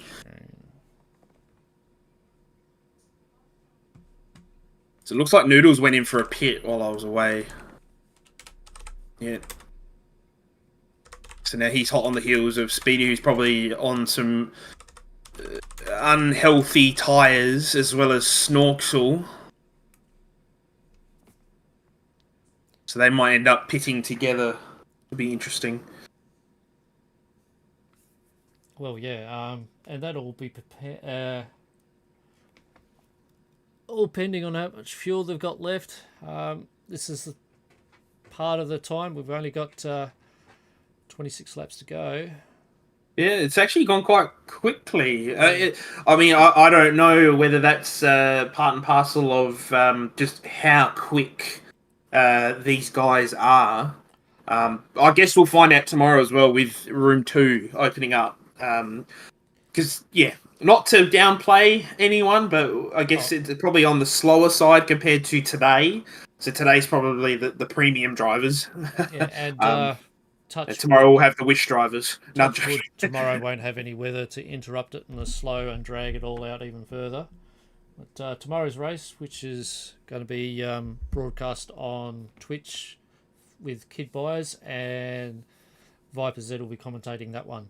So if you've not all been raced out watching this race, spare a couple of minutes with the team tomorrow in Room 2. Slightly slower drivers. It's still just as entertaining as far as overtakes go. It should be still good fun. A lot of the drivers in that particular group, probably half a second. Yeah, thanks, Dynamite. Dynamite with the comment in the thing there, where Timu version of Room 1, yeah. We're a little bit better, I guess. Yeah. Is that how it works? I don't know. No, Snorks really cutting off the nose there of Noodles behind him. So this is a bit of a fight here. Snorkel's not gonna give Noodles any room to get around. Probably where most of the action's happening currently, because just look at the map, everyone's pretty evenly spread out across the entire field. Yep. So we might just cut back to the leaders every now and again, but this is you sort of feel like you're sitting here that something's going to happen in a minute. Yep. It'll be either Noodles will push himself a bit too hard, or Snorksel. Ooh, Noodles looking for a go up the inside while Snorksel's trying to swing back around. It could be anything. What's going to happen down here? It's a drag race at the moment. The Supra will show its true straight line speed, but Snorksel, he's going to be holding off on that corner there. But no, Noodles gets around. Just sheer brute horsepower, brute force got past Snorksel. So great manoeuvre there.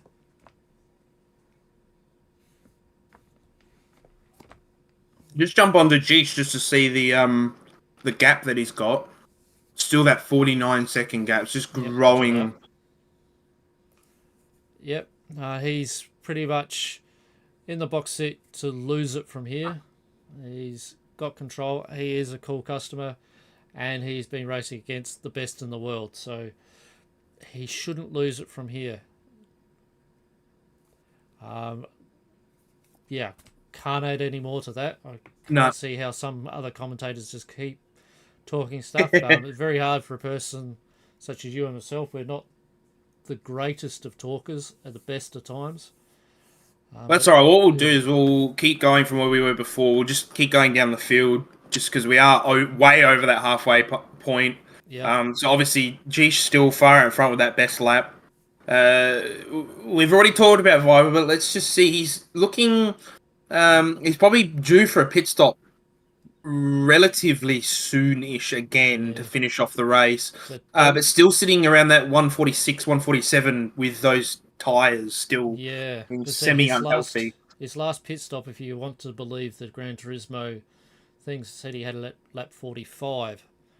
So if he's on mediums, he'd be thinking about pitting. The tyres would be a bit tired now, but if he's on hards, he's probably still got another 5 laps to go.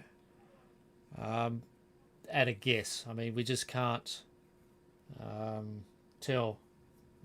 We just don't have race information up for all these guys. The idea being is that keep everyone guessing. It's quite easy to have that information up and then somebody starts using our commentary as means to give away hints of what the other strategies are. Not that we do that, but it just keeps it a nice playing field. So Viper, who's pulling away from Simon a bit. He was last time when I looked, it was 9 seconds. It's now up to 10.1. Yep. So maybe he's putting on some pace, lighter car, healthier tyres, maybe. Go ahead. Yeah, with that. Well, I was just going to say he's pulling away from Simon. We'll just jump on to see what Simon's up to. He's sitting on that pace as well, 147, 148, within that range. Probably due for a pit stop once again shortly. And then moving down again, we haven't checked in with the Lexus boys for a while. Rid1 up in 4th, especially after a couple of episodes earlier on in the... he was out in the sandpit for a while, wasn't he, at one stage? So he still pulled it together pretty well, and I think we just had a disconnect. Yeah, so we just cursed Rid1 talking about him, and he dropped out. That's unfortunate. So he's going to be not happy with me, I believe. Yes, out of everyone to talk about, we talk about him, and he goes away. That's if that's actually got it. Commentator's curse. That's unbelievable. Oh, you're joking. Yeah. So. And now we're down to 11 drivers on the field to have unfortunately disconnected. Yep. So, very unfortunate to have that happen. It's like, yeah, all these drivers are really nice guys to talk to, and have something like that to happen. It just, you feel for them. Yeah. That's absolutely heart-wrenching. Yeah. when you're talking about guys who are really good guys and good blokes, and you see something like that, yeah, you feel guilty even though it's Yeah, nothing to do with you. It's yeah, Ridwan is an outstanding guy, as you said earlier in the piece. He's especially being the Room Two sister team myself. He's been quite talkative, quite chatty about what's been going on with Alexis and things like that. So he's not it's afraid to help. no, It's he's not afraid to hell. He's an outstanding guy, and that is absolutely disappointing to see that happen right now. With the dropout, he's probably, as you would say, kicking and screaming. not him. He's pretty a cool customer, No, but no, but internally anyway. deep inside, he might be a bit upset. Yeah. Um, but okay, so that leaves us with Noodles has moved up into fourth position with that vanishing trick by Ridwan.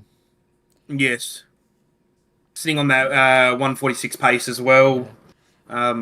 Probably newer tyres than others since he did pit fairly recently. Pitting. And Snorkel's going in. Yeah, Move back down to. Oh, sorry, go on. I was just saying, like, he's only holding off a 2-second lead on James. Yes, which I was going to move to next with James, just to see how he's travelling with his times. 147s. I think it's been a while since he's pitted as well. So, All right, I don't know much about the tyre degradation with the Mazda. If you're still watching, Alex, what's it like? Oh, the car is still getting a bit twitchy. It is a bit of a nuisance on that regards. But yeah, I'm not sure how this car goes on Tyre Wear. I believe it's pretty. When the game first came out, it was a car of choice as far as fuel saving goes in the offline races. It would do a lot further, which is when you talk about a rotary and fuel consumption. That's like, yeah, okay. But yeah, anyway, he's gaining or losing, or he's pretty much there or thereabouts with Noodles. He's not really gaining on Noodles, not really losing pace on Noodles, and he's got 8 seconds on Speedy. however, like we said earlier, he's done extremely well to jump in last minute in the Mazda. Don't know what like you said, we don't know what his tyre information and tuners like. So to jump in last minute and be up in the top 5 currently, and hopefully he can hold on to it because it's an amazing drive so far. Yep, so he just gets around Simon Bishop in the pits, who's just pitted. If we're any luck, I'll be able to see what level of fuel. 8 going out in 76. Would that be Simon's last pit? Not really. 20 laps to go. That's be a bit of a push.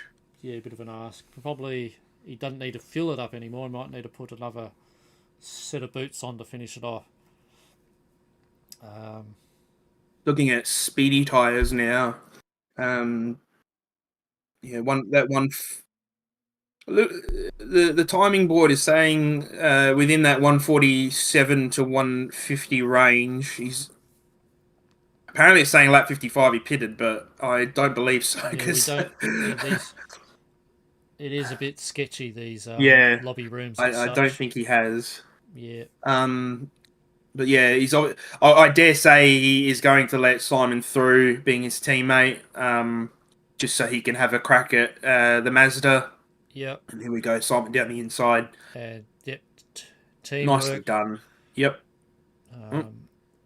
Not letting him go just that much. Yeah, it's not something you want to ruin your teammate's race if you know he's on happier tyres and racing it. Yeah, and Speedy's just letting through to go through.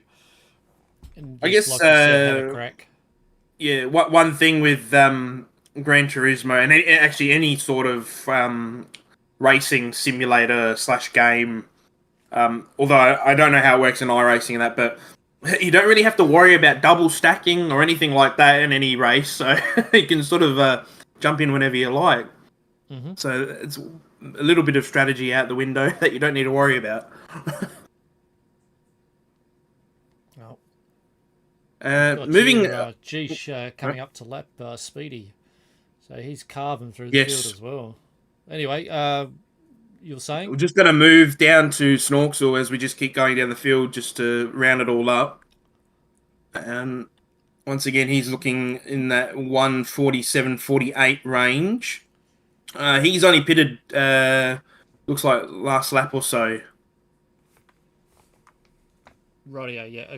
Again, if we believe the graphics there, it's a bit of a dodge at times to be taking it, bit of a to take it as gospel what the graphics say here. Because look, how many times have we seen the first sector everyone hitting purple? Purple, this is true. This is, yeah, I can't talk it up. Oh, they've hit a purple zone. Well, yeah, you could probably go to every single person there. I'd probably go in there on a tricycle and I'd get purple in the first sector. It's a bit funky sometimes, these lobbies, as we could attest that was to the late start of this race, as some people couldn't get in. So, yep, this is his fastest. Again, we'll just assume that was his fastest sector he's ever done. Snorksel putting it through. I have raced against him once. It was the Red Bull Junior second last Yes. season. So what was that, season 9? Or season 10? Because season 11 was the last one you guys did, wasn't it? Correct, yes. So, season 11 is just the final season of 2024 that just wrapped up a few months ago. Yep. And we're heading into season 12 early February, I believe. This is true. Straight after school holidays are over. Mm-hmm. Everyone should be back from wherever they go for school holidays. And Sunday nights at 8 o'clock Eastern Standard Times, Australian Eastern Standard Times, is when that competition starts. Dynamite's just commented saying the purple first sector is probably legit during qualifying. I was going purple against Andrew's time. I think the BRZ just sucks with the 200 kilo added to it. Maybe. Although possible. the race currently is saying otherwise. Look, who knows? I think Dynamite's just lightning in the first sector and he's just purple against everyone. So that's just how it is. Yeah. I just there's a few little porcupines that this graphics keeps showing, especially down on the right hand side of their times, and that it will say that they've pitted and they haven't. And so correct. We won't take it fully as gospel. Racing with Groover in the Soul NSX in this field. Yep, it's moving down the field. We haven't, like you said before, we haven't spent much time with Groover, so we'll give him some time here. Our connection was a bit flaky as well with that because, it was a bit of a. He was rubber banding or slide showing a bit, but it looks like it's fine now. So give a chance to have a look at this car. That nice little livery he's got there. It looks very neat. And driving the NSX, yes, we should be, for my benefit, watching his strategies and stuff of how he's going. I forgot to put notifications off. One of my other friends has put up another room to race in. So, yeah, Groover down in 7th. Nothing to be upset about. Nope. He's got 8 seconds to catch up on Snorksel, but he's got 12 seconds, 12 and a half seconds on Black Friday. Yep. Might just move up to Viper because I just saw him pop out the pit, right? And he's bearing down on Noodles once again. So this will be another little battle to watch for sure. I was thinking, just as he comes around for the this lap, we'll do a hot lap with Viper just to see. We'll give everyone sort of a look at the track because we haven't done that yet. Yep, no worries. And how it goes. We've got a visitor in the chat stream here. We've got, Ranger just not anymore. He just left the group, so probably want to watch it live and then decided to jump back out into the stream. He was probably too scared to talk. Maybe. Right, So we're just doing a hot lap with Viper currently. Starting this lap. It's a very fast entry on into turn 1, followed by a sharp right-angled turn. Yep, another purple sector. But looking up on the inside there of Noodles, Noodles is making that Supra as wide as possible to get around. Very awkward spot. Yep, there is no way of getting around that, but maybe if you can go a little bit tighter, and they will be side by side at the next left-hand turn, which is big sweeper coming up. Big sweeper, and yet the Lancer's just got that front-end grip to get around there. I think he yet managed to get around Noodles. He has. Yep. They side by side. Yep, Noodles is tucked in behind. You can see in the rearview mirror. So this is well played there by Viper to get around the Supra. Probably use the strength of the Lancer there in that sweeping left-hander. And now he has to hold off Noodles as much as he can going down the home straight. So maybe just to zip out a bit and watch it from outside. I'm more interested in what Noodles is going to do in response. You with us, Seth? Yep, sorry. I just had a bit of a jump scare there. Oh, okay. Yeah, no, that's all good. We're still alive. Okay. I thought we had a blackout for a second. Ooh, grim. Sorry, everyone. At that stage, we'd have just thrown all the toys out the cot and gone somewhere else, yeah. Anyway, so Viper is pulled away, so it must be... He must be... those fresher tyres have made all the difference there, possibly even a different set of tyres, hards versus medium, as we see Josh has gone into the pits. This, well, God, be close. Have to be his last pit for the day, for sure. This should be Jeesh's last pit. He's got a minute and a half up on Viper, so I dare say that this will be. Yeah, there's no way that he would go into the pits again. Definitely there. We watch Groover just sail past and unlap himself. And race leader, we are here with race leader Distinct Jeesh.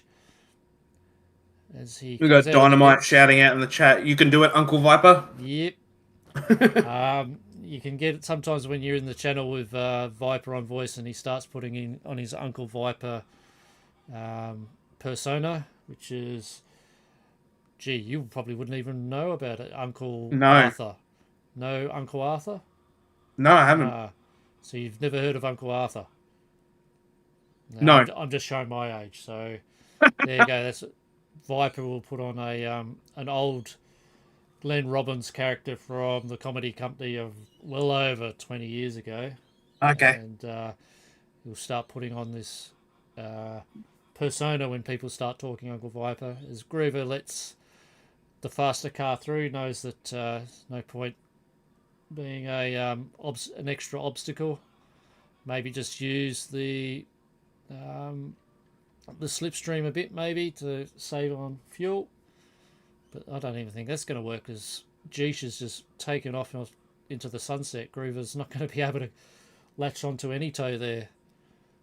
BRZ is just absolutely monstering the field with this driver in command of it. Did we want to sort of give a quick profile down of the Distinct lads coming into the final end, and I think it'll probably be a good sign-off for them as well. If you want to chat about them. I did mention them earlier in the stream if anyone was around.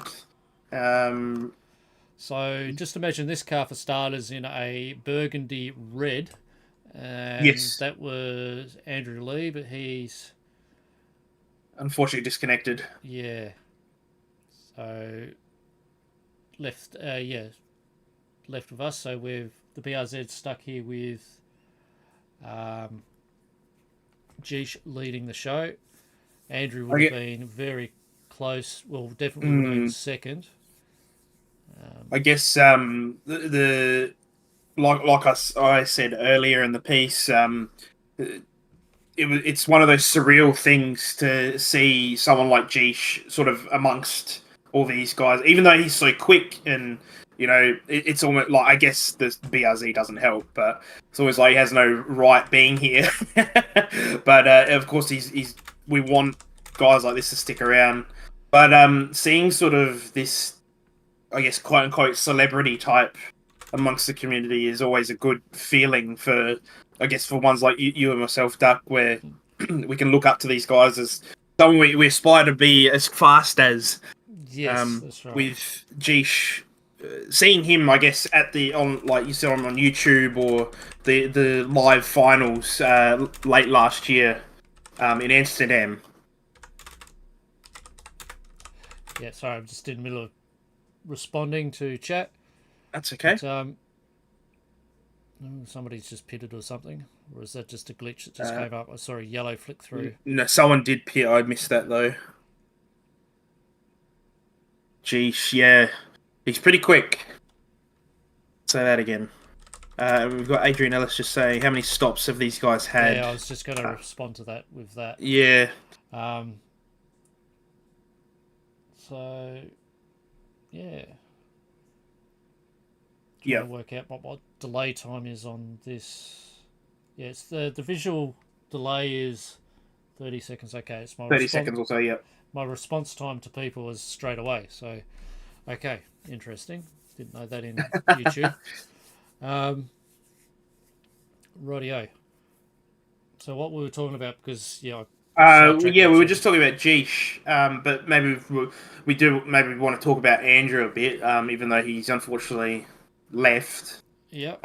But it just goes to show, like we've been saying, the caliber of the guys that are racing. 6 times Ruse Div 1 champion. Yeah, I wouldn't be surprised that it was 3 times in a row.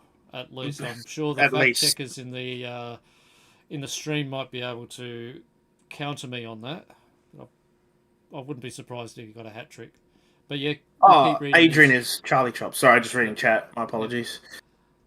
So, yeah, we'll continue on. 2023 Motorsport Australia GT7 champion.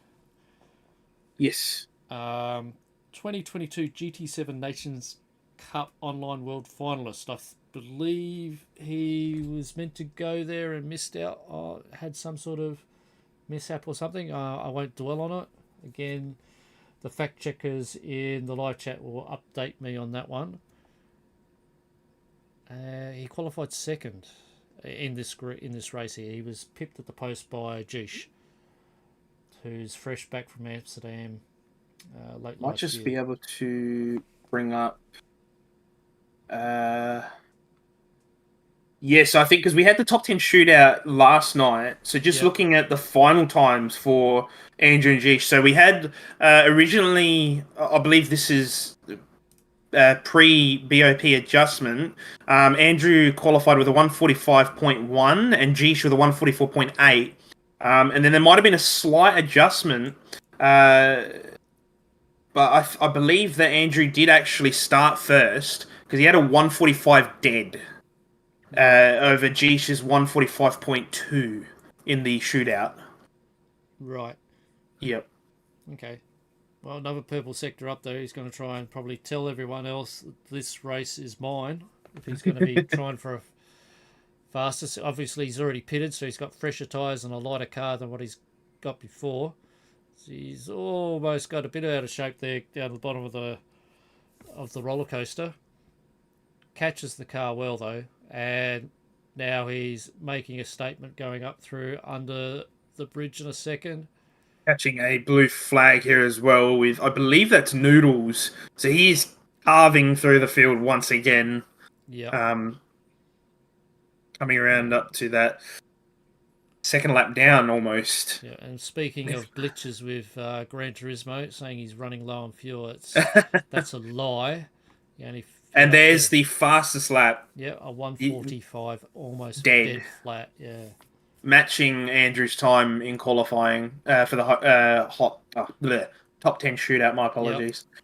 So he is heating the track up, as some commentators would say. He is putting a statement out there that he's got Groovers in the pits. He's probably going to change the His meetings. last stop. This will be his last stop for sure.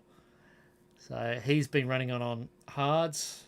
Hopefully he'll give me a debrief of how he ran today so I can work out what I'm going to do tomorrow with this car. Looks like Black Friday just got around him. So he's come out right behind Black Friday. It might be a little bit of a little battle here towards the end. BK in the pits. So it'll be BK's last stop as well. Yep. The big question will be is somebody's going to get around him while he's in the pits. Who will this be? Let's get past. I don't think DJ will be close enough, unfortunately. Okay, so that person, he's just getting lapped by somebody in the pits. So DJ coming out and BK will be out in front of him. Yeah, it's not quite close enough. The good thing that the Lexus does have probably over the rest of the field, it is better fuel efficient and tyre happier. It doesn't want to shred the tyres as much as some of these other cars do. From my experience in the Project 1 field when I raced with them that one season. Just a point out of, I believe DJ's helmet looks like it's got some googly eyes on it, or Lightning McQueen or something. I was just Okay. having a look at that, a little bit funny. So, Okay. bit of a laugh. That's a nice helmet. All good to see that we'll play this in fun, and it comes through that way. It's still close racing though enough. Just watching BK at the moment with DJ obviously behind him, but they're still on the same lap. And I believe if we move up to the top, that might be only a lap or so down from Viper, but with Geesh way out in front, obviously. Yep. Nailing down the competition. Yeah, pretty much so. Yeah. And something that you don't want to see when you're noodles is to see a blue flag pop up. Sometimes it can be demoralising. But yeah, the quality of driver who's chasing you down, he's probably just you just live with it, move on. But Noodles, I do recall seeing him in Sector 1. He's been a great driver there. And I do remember my first season with Ruse, he was the Div 1 champ there in the actual BRZ for that group. So he's no slouch. No, and he's definitely, he doesn't want to give up this lap to Geesh. Well, this is true. But he may have to because it looks like Geesh has got a lot of pace on him currently. Yeah, that BRZ is absolutely monstering their Supra. Would you ever think you'd hear that in, like, out in the road? You just never would. Not at all. That car is, it's just absolutely, it's just an overgrown motorbike. Reeling it in, isn't it? It's like it's throwing out a fishing line and it's just roping the Supra in, and Noodles is going, leave me alone. I'll race my own race. Head on your way. So there we go, as we see distinct Geesh make his way past Noodles. Got a couple of the guys sort of coming up to turn 1. I'll see if I can try and locate who they are. That's Black Friday and Groover battling it out. Rightio, and that could be one interesting one to watch towards the end. Yep. And still, even this late into the race, we're still having some close racing. Yeah, and to be quite honest, I think the last... going back to Ruse, and I'm sorry talking about myself again. I've had a race, my last actual season race I had with Ruse, and it was the endurance race. After an hour and a half of the endurance race, myself and somebody else, we were still like neck and neck over the line at the very end. It's sort of the sort of close racing we can have at RaceonOz. We're just ready what Dynamite has just said. Don't under insult motorcycle comparing them with BRZ.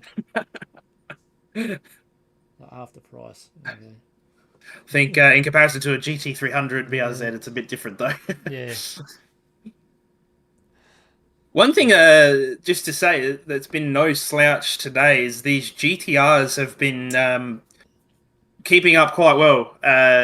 With them being, I guess big monstrous cars, 4-wheel drive. I think they're the only all-wheel drive car on the field. I believe so. And again, Yeah. I'll use this proviso. The fact checkers in the chat stream can counteract us on that. We're no professionals here as far as all we are. We're just fluff in the background. I'm just disappointed we couldn't get sound for this race happening with our glitches happening. So we've got here Groover. Oh, we got him on the soil here, Black Friday. Dirty tyres. Groover smells blood in the water. He's going to go for an inside dive up on here. Makes the job, well, a bit sideways. Might be a bit of a touch there. Oh. And we've got the Groover. I think he might have got the job done here at this hairpin. Looks like he got it done, yep. And yeah, I believe the NSX will be a little bit more swift through this corner here. And yeah, Groover pulling away. So that was a great grab there by you, Seth, of watching this particular little battle happen.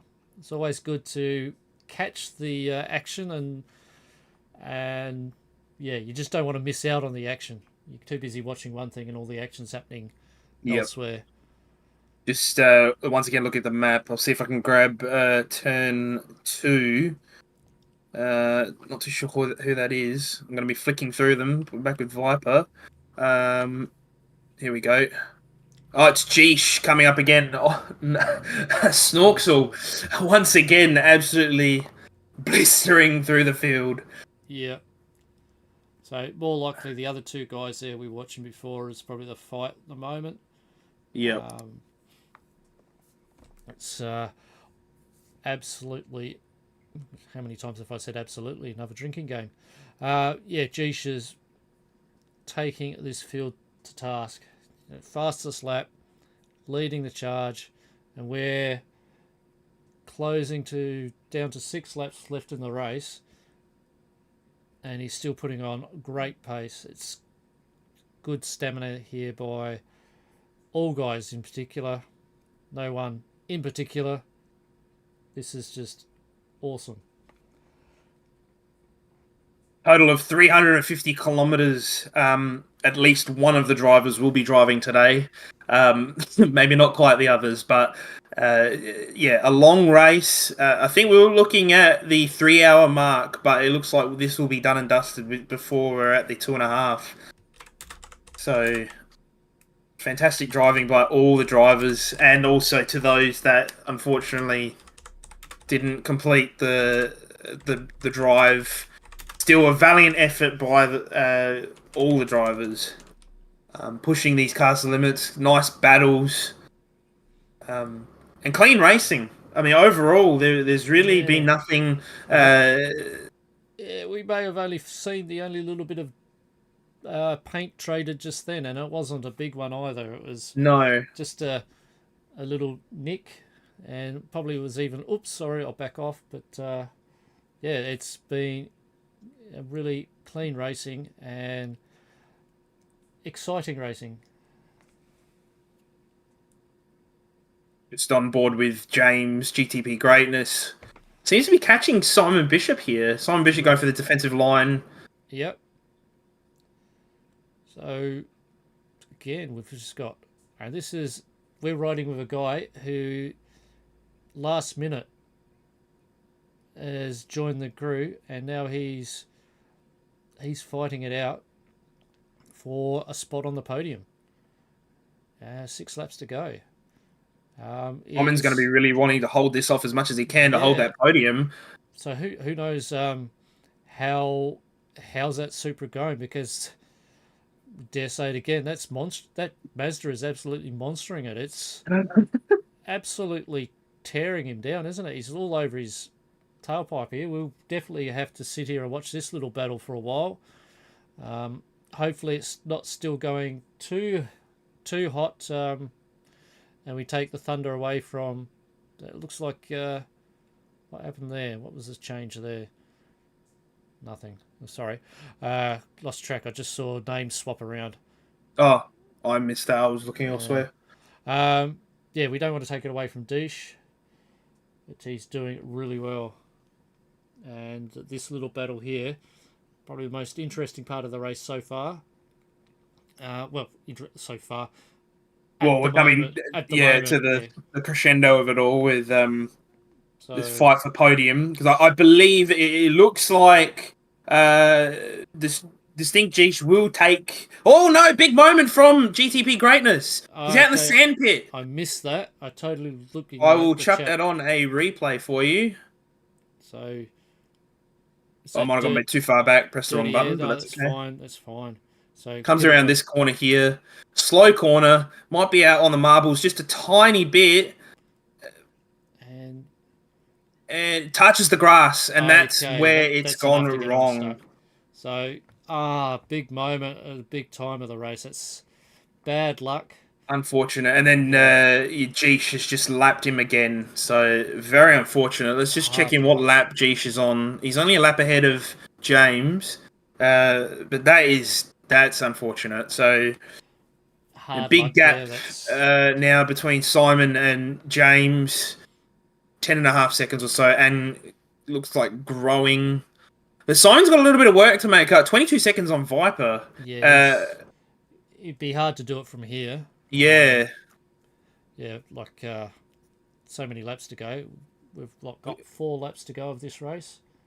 And that the commentators cursed. It looks like we'll be seeing, as I was saying before, Geesh rolling out with number 1, Viper in second, and it's still a little bit of a question mark with Simon Bishop, and we'll see, I guess, if James can make up that pace again on what he's lost. Yeah, because he did all the hard work to catch right up, and he honestly, he looked like Chaz Mostert chasing down Jamie Whincup in that last lap in Bathurst that year.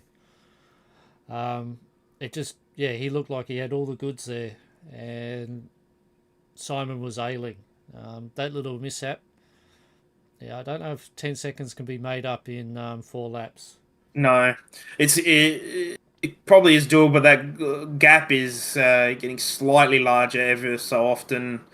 And Simon Bishop, it's probably not doable, but it is his gap between him and Viper is closing slightly as well. Righto. Simon's really pushing it as far as he can. Well, then again, Viper could be just cruising it in. He's just going to go, I'm going to hold the second. And if Simon does chase him down, Viper, he's experienced enough to make a car as small as the Lancer become as wide as possible. So it's one thing catching him, it's another thing getting around him, if that's the old cliche of all cliches, which the groan in the chat room will come in a minute to say, yeah, we've heard that one before a million times.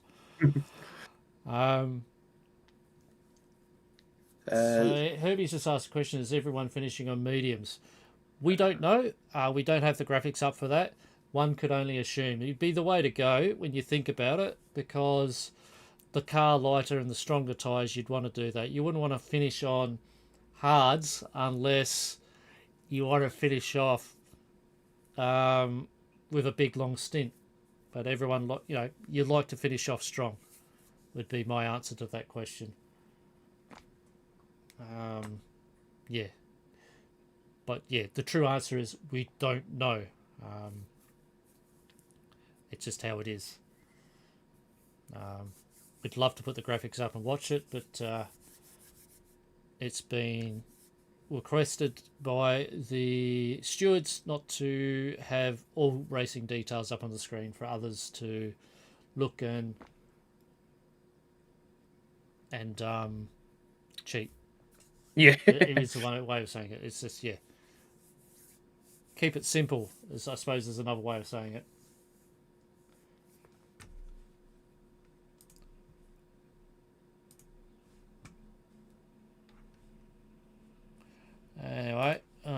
again, I get text messages and other messages from left, right, and centre, and I'm not very good at doing everything. Perhaps I might have to get my wife to do the commentary as well, because she's a master at that. It's part of her job.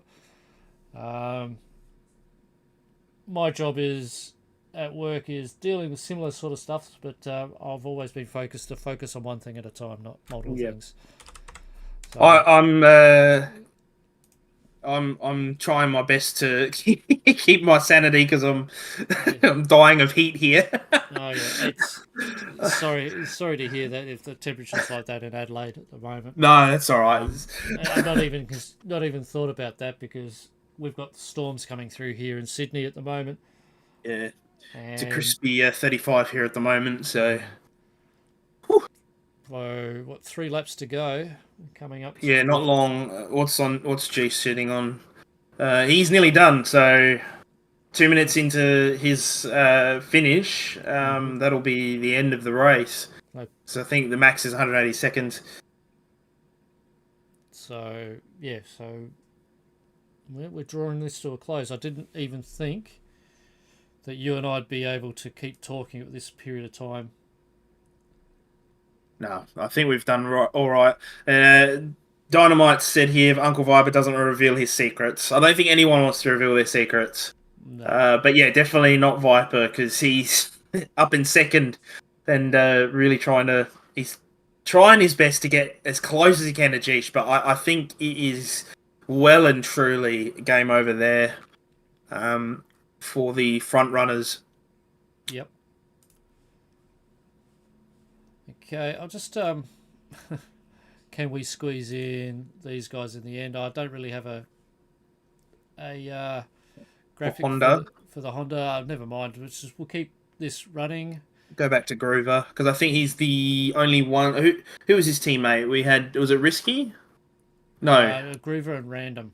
Random, that's right. Random didn't make it today. Yeah, unfortunately.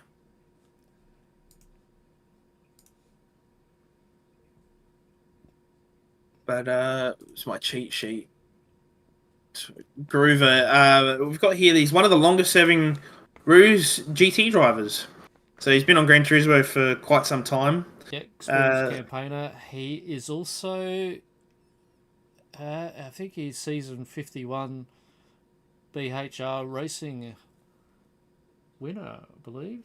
Oh yes, the BHR Memorial season. Yep, and he was the BHR Champion of Champions winner. So he's quite proud of that sort of achievement, as anyone would, to win a very cherished trophy in Ruse racing. More information than that can come later. I don't really want to waffle on that, as we are now into the final lap of the race, and we're watching the race leader come towards the end of the race, well and truly out in front. His closest competitor hasn't even started his last lap yet. This has been an absolute dominating drive by Jeesh since turn 1, when he got around Andrew, I believe it was, by memory. And now he's just taken over fastest lap and straight through. He is coming around to a final corner, the final time of this race, and the checkered flag will be out. Absolute mega drive by Jeesh. Yep. Little celebratory flash of the lights, crosses the line of the 350 kilometer race. Yep. We'll move back down to Viper here. Everyone will start finishing up as well. Yep. So Viper in second. He's got 16 seconds. So Andrew, Simon did carve out 4 seconds in 6 laps. But 20 seconds is a lot to ask. As just watching, we have a chance to watch Viper cross the line. Or we all focused on Simon at the moment, or is it just technical difficulties? Yeah. So okay, Viper's up the top of the. I thought he was one of the other guys which were crossing over. So in the end, Geesh had made it around everyone but 2 other drivers in this group. So had Andrew not dropped out, there probably would have been 4 guys still on the lead lap. Not just check what too lap bad. these guys finished up on. I think it's just automatically put them to 76, but that's fine. So Viper and BK's still going as well. Looks like Viper's just going to let him go through. Maybe it's like, I've run out of fuel, BK. Can you give us a tow? It could be. Flashing his Viper, lights. Viper say, get out of my way, you clown. Mega drive by Viper Yeah, to come across the line in second. It was a great work And there. BK Look at finishing that. BK's across the line across the together. line, and we're just waiting for Simon. He should be able to make Final corner. Final corner, and finish it off Across the the podium. line. And that finishes the race for us. And That is everyone. yes. Monster drive by everyone. And look at that. Josh Struick, position 1. Okay. And we'll bring up the results just for everyone to have a look at. And save that for memory. The first one, yes. First race for the year. So you can call it here, Seth. Okay, sure.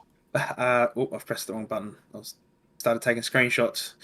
So rounding out the top 8 here, we've got Distinct Geesh in first, followed by Viper. Simon Bishop rounding out the podium.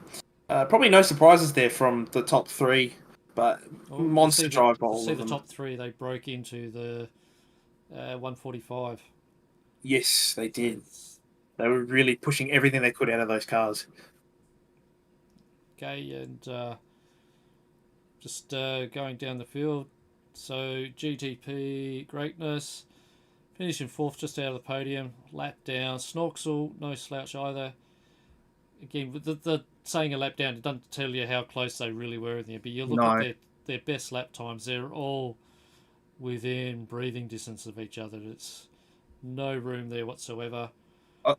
I still want to say that probably the outstanding across the top 8 here is definitely GTP Greatness with an astonishing drive, realistically, to come in 4th at such late notice in a car that's been quite widely agreed on as a bit of a handful. Yeah. The drivers I've spoken to in room 2, yeah, they think the car wants to kill them all the time. Black Friday in the Nismo 9, and BK rounds out 10. 10th position in the Lancer, followed by DJ, no slouch either. Again, he didn't lose as many laps as he was giving himself credit for, and he's in 11th position with Ridwan falling into a crevice somewhere and Andrew retiring in the pits earlier on in the race. So unfortunate for the last 2, but still, I think big drives from them. Especially, even though Andrew did have a spin right early on, he still brought it back, but disconnected, unfortunately.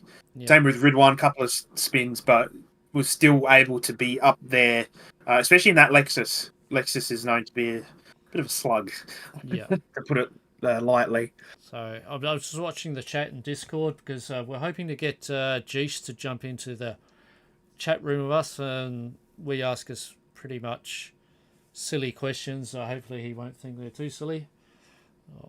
If he does manage to jump into the room, and either way, Viper will join with us first, and then he'll drag Geesh in and probably ask better questions than what I'll be able to manage.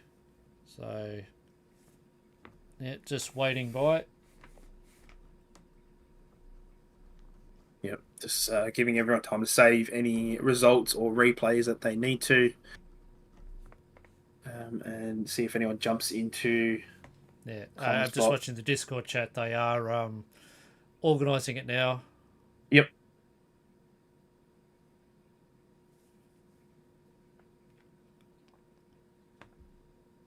Just bear with me, Seth, while I go into a... No, you're okay.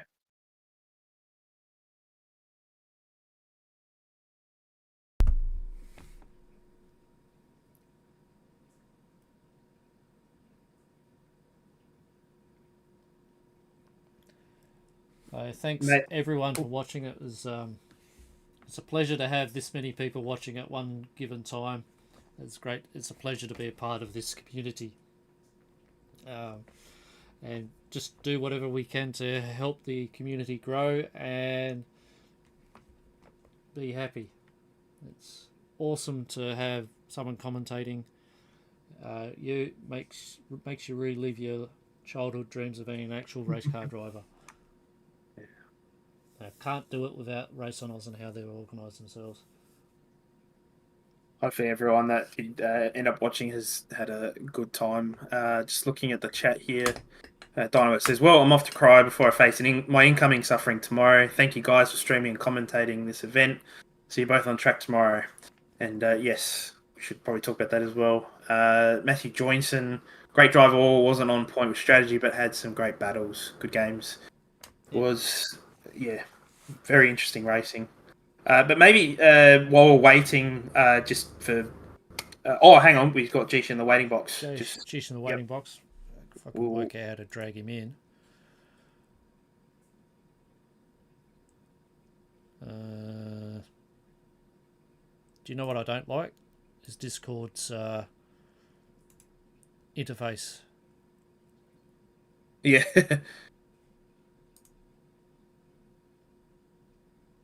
Because you hit right click and it says, thought you'd be able to pick them up and drag them, but you can't.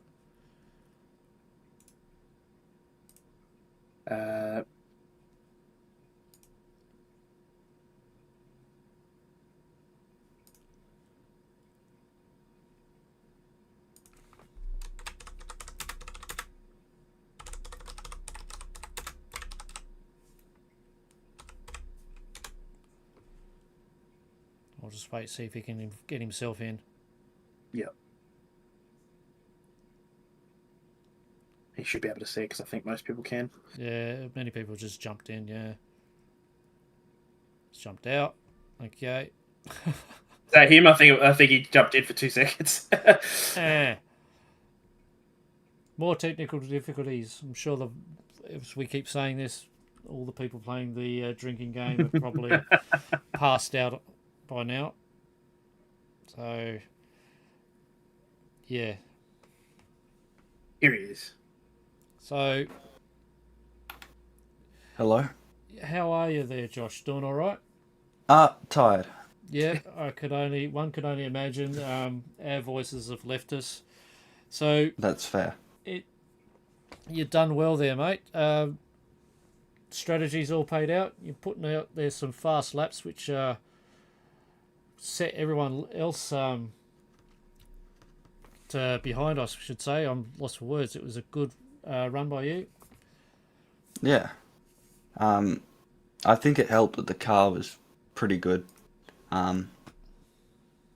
Yeah, the car was really good. I made a setup change last second with the ballast, and I got 2 laps to test that. And it seemed to help. I think it helped maybe pace-wise, but definitely Tyre Wear. Oh, okay. That's been the mystery that we'll talk about in the commentary, is the sort of tyre degradation that all the cars will have. That's a big unknown leading up into this. So it's a fair effort to lap almost the whole field, and even though and everyone in the field, they are rapid drivers. So it's a good effort by everyone else around you, and congratulations on the win. Well done. Thank you. I was sort of hoping that Viper would join us in. I believe he has joined us. Yeah. Okay. He's better and more experienced than us two newbies. So how are you, Viper? Spent is the best way to put it. Absolutely spent. Hey guys. How are you guys? Honestly, when streaming for that long of a race, oh my god! And geesh, well done, mate. That was ridiculous. Far out. Thank you. Yeah, we'll debrief about the race, our voices in the race and so forth, because we are spent. But it was more of an enjoyment to watch you guys go through this. And after all those difficulties we had right at the front of the race, it's good to just be at the end of it all. Great to be a part of all this. Wouldn't you agree, Seth?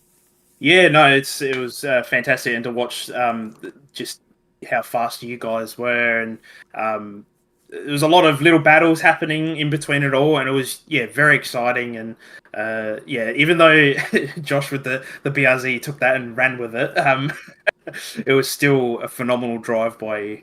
So well done.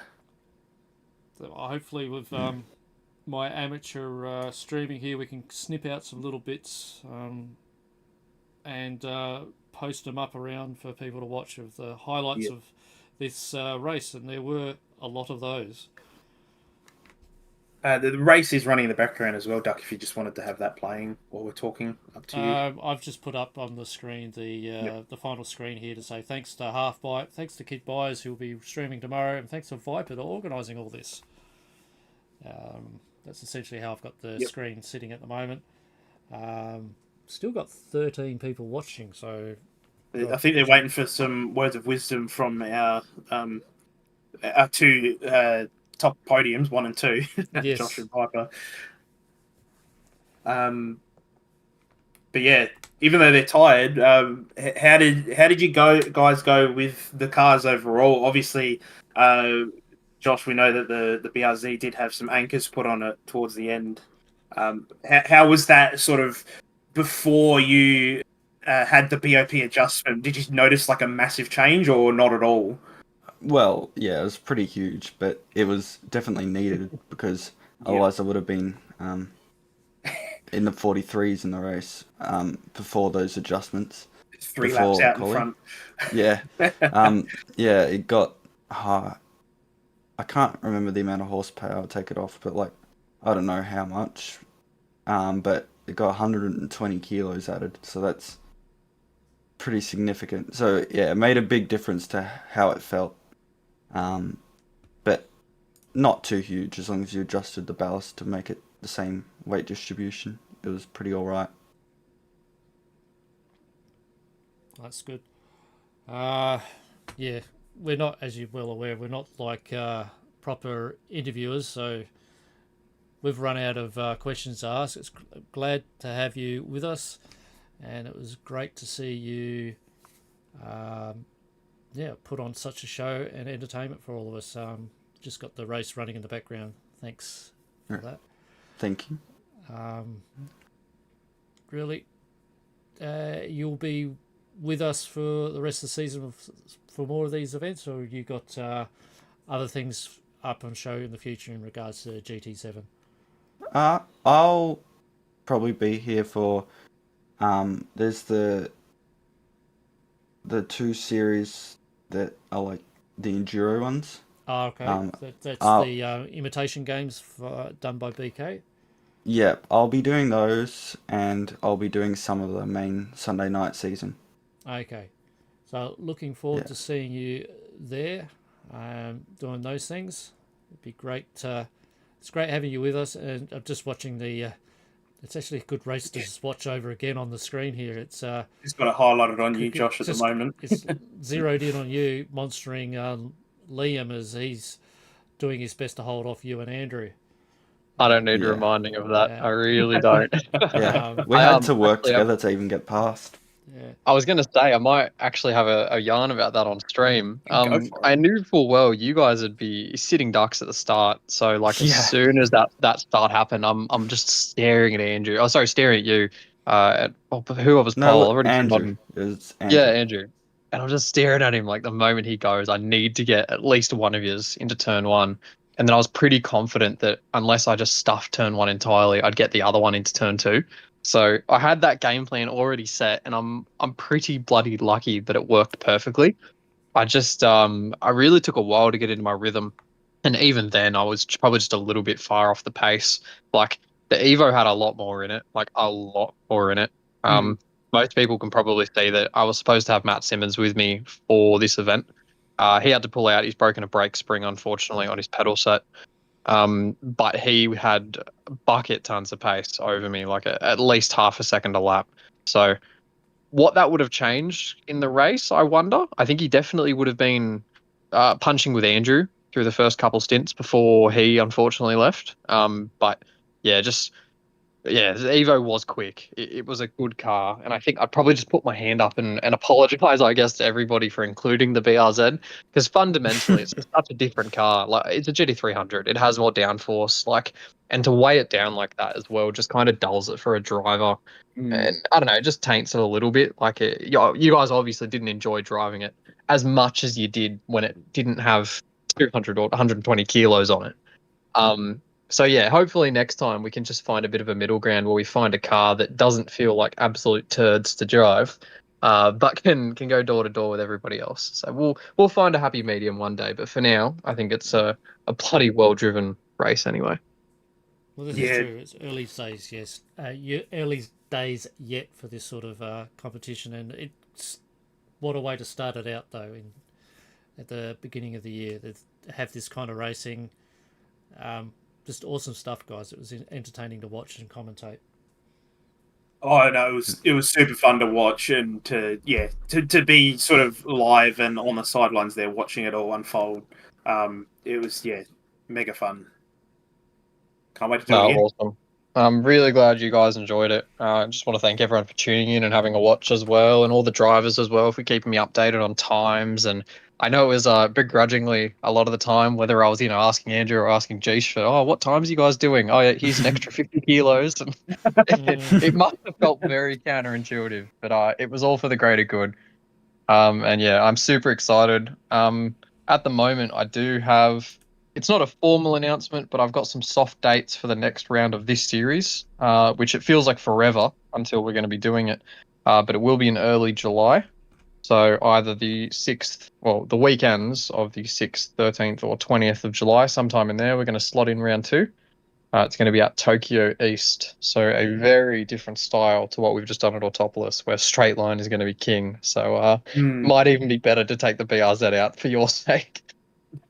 Yeah. Okay.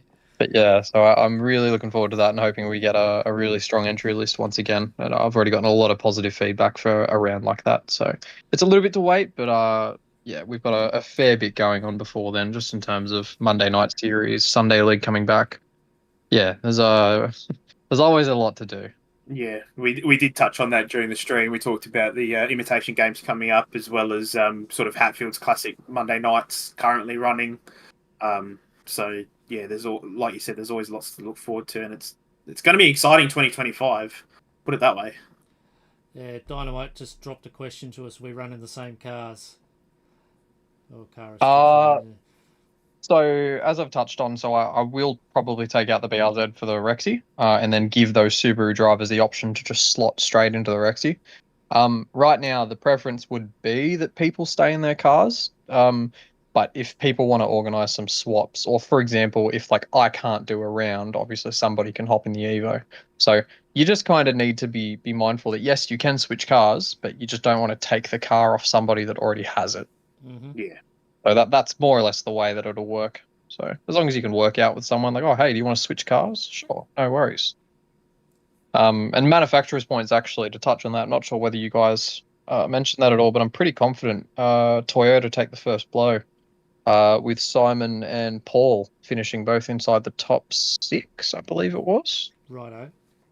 So they'd probably be leading the manufacturer's points, I believe. But actually, it'd be pretty close to your win, Sheesh. So that could be pretty dicey going into the next round. Well, technically, there's 2.5 Toyota teams in this group anyway. If the BRZ's half a Toyota, and Alexis is a Toyota. Everything Toyota. Yeah. Absolutely. So, Well, I've got to leave you guys anyway. I've got some things to do since I've been neglecting life and sim racing for the last 3 hours. Thank you all for being a part of it. Really appreciate it. And super keen to be commentating tomorrow with Trevor. So hope to chat to a couple of you guys then. Yep, we'll do a debrief later on this afternoon or something. Yeah. I'll send you some messages. Whenever. Awesome. Because, yeah, there is one technical difficulty that we had that's ruined the stream in a way. Oh, don't tell me that. That's all right. We can sort it out later. Okay. So All thanks good. to you guys who stuck around here at the end for the watching. We're going to close it off now. And see you all tomorrow, those who are probably racing against me. Yep. Stick around for tomorrow. Yep. Thanks again, Josh. Thanks again, Viper. And I'm the Duck. Thanks, guys. See yous.